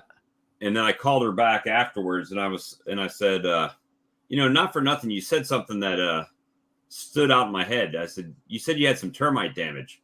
So if you got termite damage, why would you go back with the same people you're thinking about leaving if you have termite damage while they were treating your place? Yeah. So we'll see if that's sunk in her brain. Is Termidor still being used for termites? Yeah, that's what we use. Termidor. Still using Termidor. Okay, so that's still the go-to stuff, huh? Yeah, but see what you get here, and you probably get it in Texas too, right? You get Bubba's termite service, right? And they call them, they go out there, oh, I can do that for $500. But then it's not always legit. Like they'll water down the Termidor or something like that, to make it go further. Yeah, Termidor is expensive stuff, man. It's good stuff too. When they figured out you could also use it for ants, they're like, oh shit, okay, we can use this for ants and termites. So and what it works really good on is carpenter ants. Like carpenter ants are really hard to kill. The Termidor, man, there's a certain mixture. I did pest control, man. And no, Charlie's awake. He's here. He's with us. Yeah, I'm here. And we do a trench treatment, not the bait stations. So done it. Trench and treat, man. Yeah, you got to crawl up under the house. You got to trench around the entire perimeter of the house, about 3 inches. Yeah. You just want to basically trench around the perimeter under the house, and you got to. But the cheaper method is putting those bait stations out, but I don't feel like it's as effective because they're spread out, right? And they can just go right in between them. Yeah, especially when it's subterranean. When you got the subterraneans going up the walls, you see you got the mud tubes going up from the ground into the floor joists, things like that. you know, then you got dry woods that you got to actually drill in and treat. Yeah, that's what we do. We drill out the columns and everything. Yeah, well, when you get dry woods, I don't know, what's your most prevalent termite, subterranean or dry wood? Subterranean. Subterranean. Okay, yeah. See, here we have dry wood and subterranean. So the dry woods, they'll leave the kick out. Then what you do is you drill a hole and you inject it. Let's see. -10. I keep checking all these different email boxes I have set up to see if they're giving me any responses back. At least I can get back to the co-op order stuff that people are looking for. And, you know, I'm still trying to figure out how that'll work out. But, yeah, I'm going to send some people over from our club here that we started to your products. And well, I saw where you had texted me for the website again. I need to get the products on there, but yeah, is what it is right now. And where are you at, J&D's? -24. Or you're up north somewhere? Obviously, yeah. Is he in the Dakotas? I can't remember. Montana? Central Wyoming. Wyoming. I knew it was somewhere up there. See, Central Wyoming also, like along I-80, is like a kind of barren land too, right? Not a lot of trees, kind of fieldy, like Charlie's got behind him there. Yeah, it's real plainy, like, right? Yeah, Wyoming. Yeah, it gets cold up there, man. North Dakota, South Dakota, Wyoming. I heard, man, it gets and the winds are terrible. They will blow over tractor trailers going down the road. It's not necessarily the cold up there, it's the wind, man. You guys get crazy wind up there. You start getting that crazy wind chill factor. Man, but how long are you going tonight, Rich? I don't know. What time is it? It's 9:30. Yeah, 9:30 your time. 10:30 for Charlie. 10:30 for you. Mm-hmm. We can wrap it up, man. It's 10:30 for some people. Yeah, I think I'm out of here. Yeah. And at this point, tomorrow's live will be on Lee's channel, and hopefully, I can definitely get in. We're gonna have a guest from New Zealand on there. Nice. It'll be interesting, so try to catch it if you can. Oh yeah, I'll catch it. Charlie's seen some of it, so 8 o'clock. 8 o'clock Eastern, 7 Central, sir. All right. See, even being hacked, we haven't missed a week. No. Had to make a little modification to the schedule, but it's all good. All right, man. Y'all, thanks for dropping in. Smash that like and subscribe on the way in or out. Appreciate y'all being here with Time is Honey. And yeah, thanks for dropping in. Join the chats. Matt, Sarah, J&D's, Daisy, Larimore, Grammy, Russell. Let's see down here her body. Yeah, let me get a shout out. Silver Gorilla, Tex, Brian, Colorado, Galloway Lights. Yeah, Daisy, Steve, yep. Yeah, we got all you guys. Lee, Michael, Kodiak, we got Wild, Kaye. Yeah, Dennis, Amir. Maybe Kaye come subscribe to my channel when I get it back. I know, right? Okay.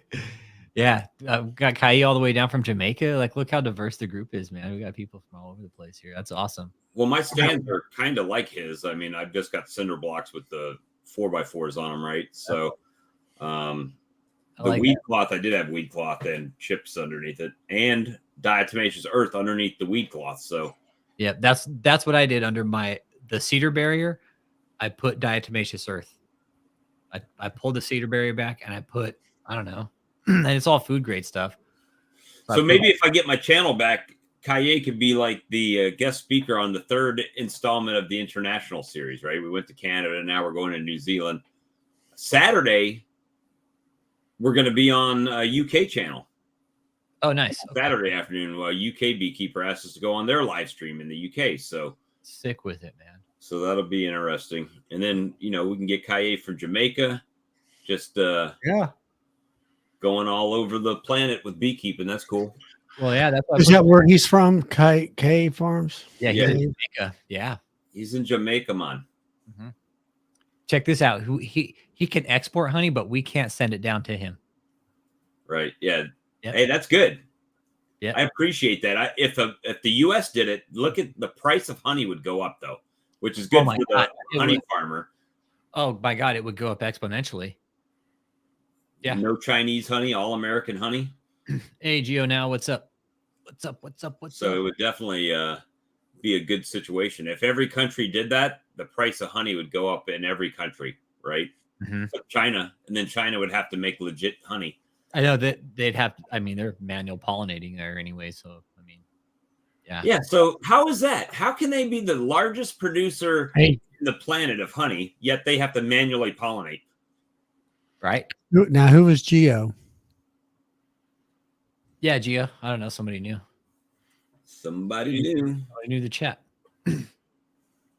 Yeah, if we did that on everything, everybody would be employed if they wanted to be or could be. There's a video out on YouTube. I was trying to find it the other day, and it shows it. It shows the process of manual pollination in China. It is so much work, and there's no. That's the thing. It was talking about manual pollination and how there's no way that basically China could be the world's largest honey producer when they don't even have bees for the most part. Well, did you ever catch Rotten? Did you go Yeah, watch that's what Rotten? it was on. Yeah, but there's another one on. Maybe that's where it was. Rotten. It could have been Rotten. So if you haven't caught that series, Charlie, on Netflix, you need to go watch it. The very first episode is called Guns, Honey and Lawyers. Guns, Lawyers, and Honey. Is that what it is? Or Guns, Lawyers, and Bees? No, it's Honey is the last one, but it's about beekeeping and how China doesn't have the amount of colonies to produce the amount of honey that they're selling and that they're exporting. Oh, it's Vincent. Geo's Vincent. Oh, okay. Yeah, there's no way China could produce the amount of honey that they were producing at the time, and it talks about how they were the ones that were adulterating it, and so the U.S. blocked them, so Yep. they started sending it to other countries like Thailand, so Thailand could re-sticker it and send it back to the United States, and then Thailand, like they did a barrel representation, right? So there's all these ships with barrels on it coming out of like Thailand, but all the bees in Thailand could only produce like one barrel. Yep. Brian, he's right. Yeah, there's 3 times more Manuka honey sold than produced. What does that tell you? Yeah, that it's not Manuka. And Manuka honey, you got to get it from New Zealand. There's a certain supplier in New Zealand. You can only get it from very few suppliers that guarantee that it is Manuka honey. And that's expensive. It's honey. Expensive honey. Yeah, you're paying a lot of money for it. Yep. Yeah, look up Well, honey. guys, I'm gonna head out. You heading out? Yeah, Charlie. get ready. Look up Honeygate. Yeah, that was on that too. The Honeygate was on the on that Rotten episode. That's what they talk about. No, it's called Love, Guns, and Honey. Love, Guns, and Honey. Okay. Very first episode in the series. There's another one too on what is it, Rotten? Then there's another one, another series on Netflix, and it's about bees, man. It's crazy, dude. And it is. It was a crime. Yeah. A lot of money. Night, Steve. Honeygate is when they were bringing it in from Russia, and it was they used some illegal antibiotic on it, and instead of not selling it, they just sold it at a discount. And but the thing is, I understand that's illegal. The series is called Rotten, DC, but the first episode of the series is called Love, Guns, and Honey. And that's all right. I'm checking out. We'll catch you later. Have a good night. See you tomorrow. Yeah, we'll probably start wrapping up here. We'll probably wrap. And but I do put that on. It's a worth a watch, man. It's really good. The series he's talking about, the Love, Guns, and Honey. The broker that was selling that honey from Russia for that Honeygate, I hold them liable, like they got charges put on them, right? But what about the people that bought it, right? They had to know. Yeah. And they still bought it to sell it. Yep. So another series I watched, and it was about bees. I'll have to think about it. I'll remember. It wasn't Rotten, though. There's another series on Netflix, and it had to do with bees. Well, my pigs have been getting out, and I came out to go to work this morning. And now both of them were walking around my yard like dogs, right?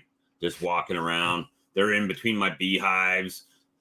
And I was more worried about them getting out in the road and like a car hitting them, not for the pig's sake, but me getting sued for the driver getting hurt because they hit one of my pigs. So had to go to work, then come back home, go to Tractor Supply in between, right? And put new stakes out and try to, I got them secured. I got them back in, but I was Porky. I was pushing her on her ass to, like, she didn't want to go, and I was pushing her to get her into the pen. She finally went, though. She says, "Hey, you can't make me go in the pen." Hey, if she does it one more time, she's going to be bacon, bro. It's just like, hey, I can either feed you and you can be happy in here, or you can feed me and I'll be happy in there. One of the two is going to happen. Man versus bee. Let's see here. My pigs don't usually get near my hives. They were sitting in like my 2-frame mating nuke area. They were standing there. So they haven't scratched against my beehives, the colonies, but I'm sure they could. If they thought it was like a tree, they would rub on it to scratch themselves. But I bought them a bale of alfalfa, threw it in there, let them get to work on it. Yeah, it was on Netflix, but damn, there's another one on Netflix I wanted to tell everybody about too. But yeah, but it was similar to Rotten too, right? It was a similar series. Yeah, it was similar to Rotten. Yeah, I just can't remember what it was. But Netflix is kind of making me mad, bro. Yeah, Netflix is doing a lot of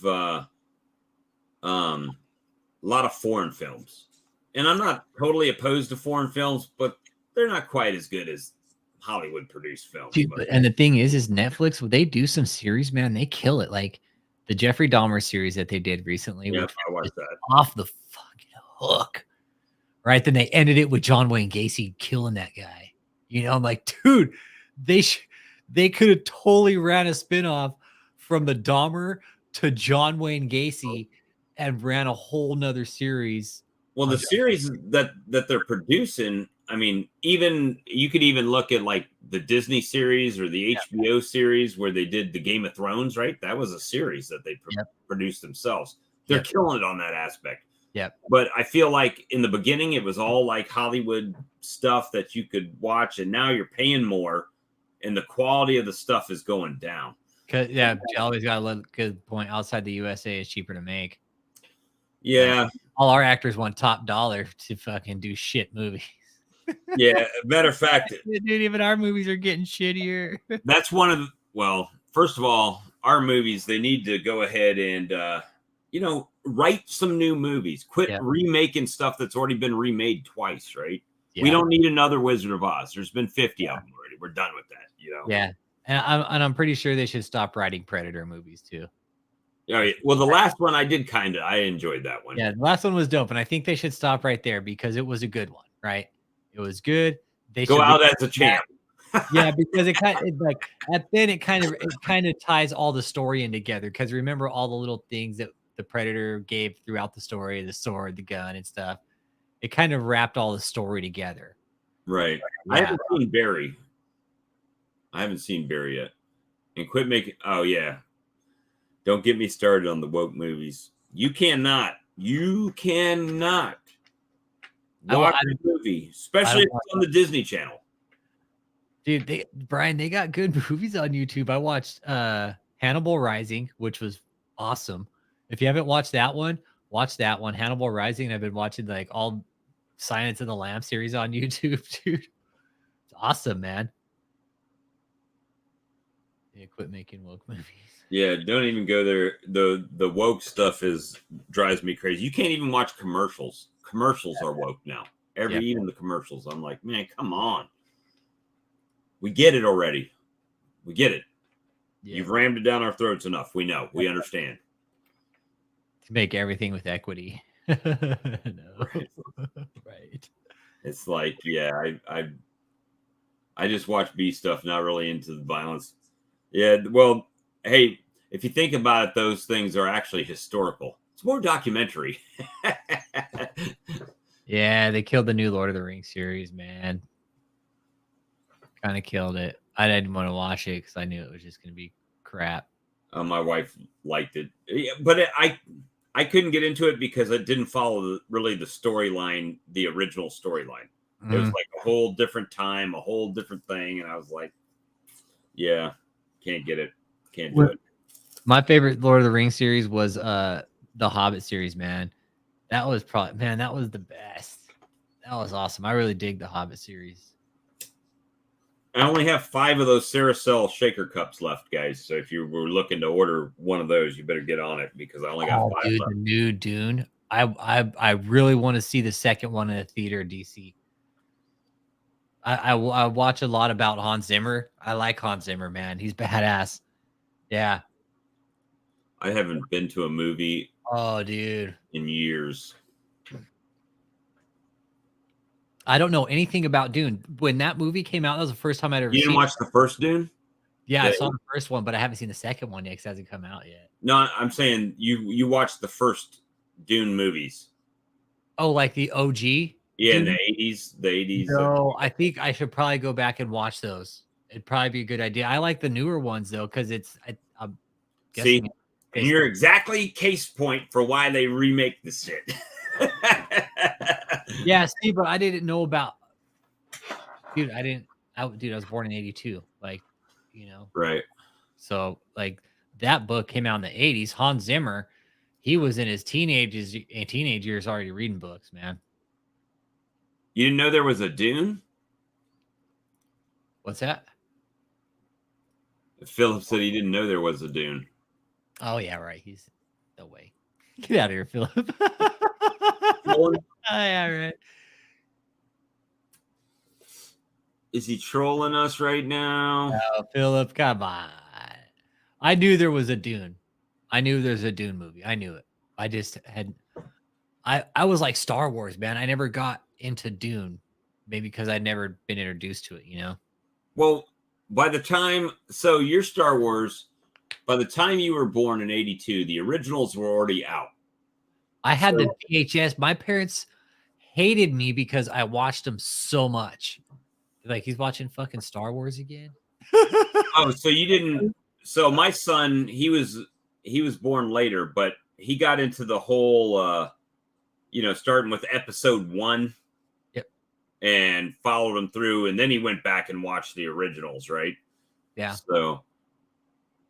Yeah, no, I started with the originals. Yeah, no, I started with the originals and watched them backwards. That's the only way to watch them. Dune was the beginning of a sci-fi Frank Herbert. Yeah, I'll have to go back and watch the original one, man. I really will, because I've never seen it, man. Hey, I promise when I get my YouTube channel, I'm going to try to catch up as many videos as I can. But right now, I don't get any notifications on any of my subs. I just knew tonight Rich was probably going to go live, and I actually had to search your channel out to find it. So You really see it? I get none of that. Yeah, man. I don't know why people got to search my channel out to find it. No, it's anything. I'm subscribed to your channel. Yeah. But because I don't have access to my channels. Yep. You got to have to look them up, right? Or search beekeeping and hope it pops up in the feed. Look it up by channel. Oh, the storyline is okay. So the storyline of Dune is there's a planet they harvest spice. It's called spice, and it allows space travel. You should really watch it, man. Watch it on HBO. It's really good, Philip. It's really, really good.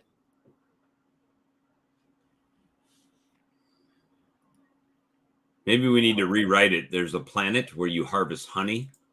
I know, right? You can write it. And the more honey that you produce, the more you can travel. Yeah, the more space travel you can do. Yeah. The Marbo, or can you not tell? It's somebody from overseas. Oh, dude, totally, DC. It's way worth the watch, man. I've watched it numerous times. I've watched the new one numerous times. It's that good. It's a lot, dude, and they serve it up to you properly, man. I promise you. This new series, it's following the old storyline from what I'm understanding. It really is, and they're bringing in a lot of the old story innuendo into the new stuff. Hey, Grayson, I'm not going to release the name, but he's from New Zealand.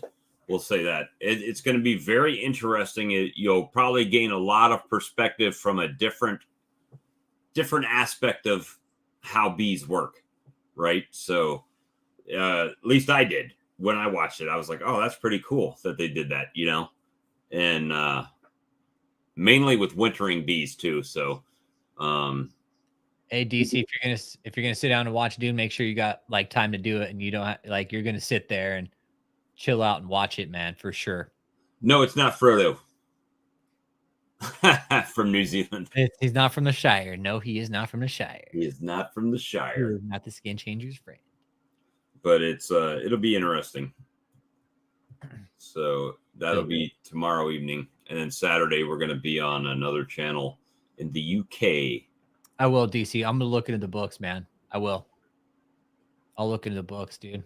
I'll find the old book and I'll read it. And but yeah, I'm excited, man. We got a month that's really going to start kicking off. Actually, technically in the next 2 weeks it'll start ramping up a little bit, and then within a month it'll be good to go. We'll be off and running. I need to get John down here. Get John down here before the Oh, season. I didn't see who you guessed, bro. I'm sorry. It's not Saracel. If that's who you guessed, it's not Saracel. But he does have a product, but and we will show the product, but it's not like a product promotional type of video. It's just happens to be how the bees react and why this product was important. And, you know, you guys make your own decision, but it's pretty cool. Yeah, New Zealand and Australia, don't they have some pretty strict import laws too? I was talking to one of my buddies, and Australia for sure, I know. Yeah, oh yeah, Australia. He's like, oh dude, it's like they don't even want you bringing a bottle of water in. That's how strict they are in Australia. Like, nope, no bottle of water, can't take it in here. Nope, leave it. I don't want to give it away. Give it away now. Give it away now. It's let me see. I gotta see which Philip Morris, how you doing, man? How's your girls doing? How's your bees doing? I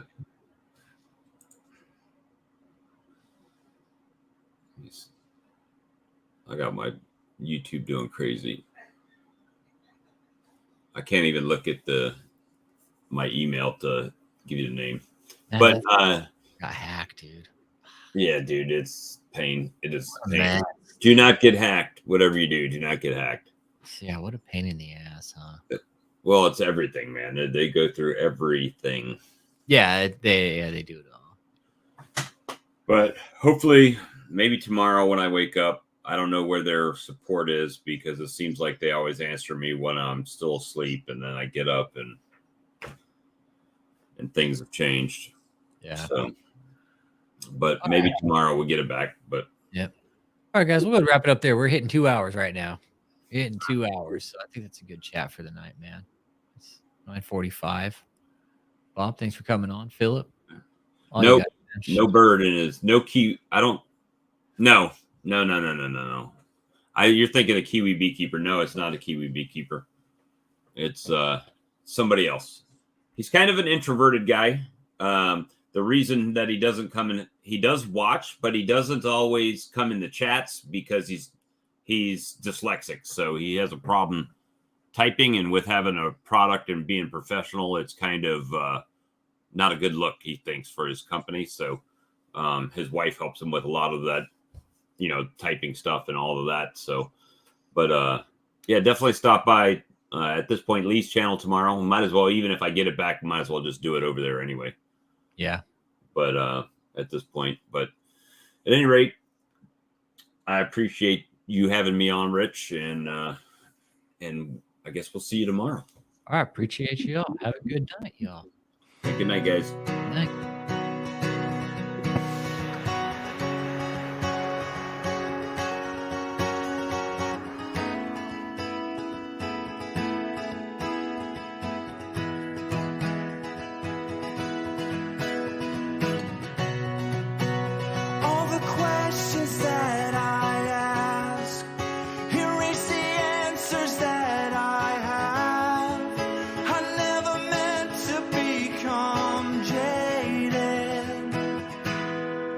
Familiarity has blinded me, too close to notice that I can't see that I've become an atheist, that when in need believes that you exist. A magic dose, religious fix, I take you in like Western medicine, a doctor's note, a prescription, but there's no placebo for my oxygen. And I took a chance on gravity, and now it falls on me. All the questions that I ask erase the answers that I have. I never meant to become jaded, and all the things that I have seen, are they a distant memory? I never meant to become jaded. I'm a river in with no outlet, stagnant in my intellect, cloudy waters that can't reflect. I saw you once, but somehow I forget. And I built these walls to keep me safe, but now I'm dying in a cage. All the questions that I ask erase the answers that I have. I never meant to become jaded, and all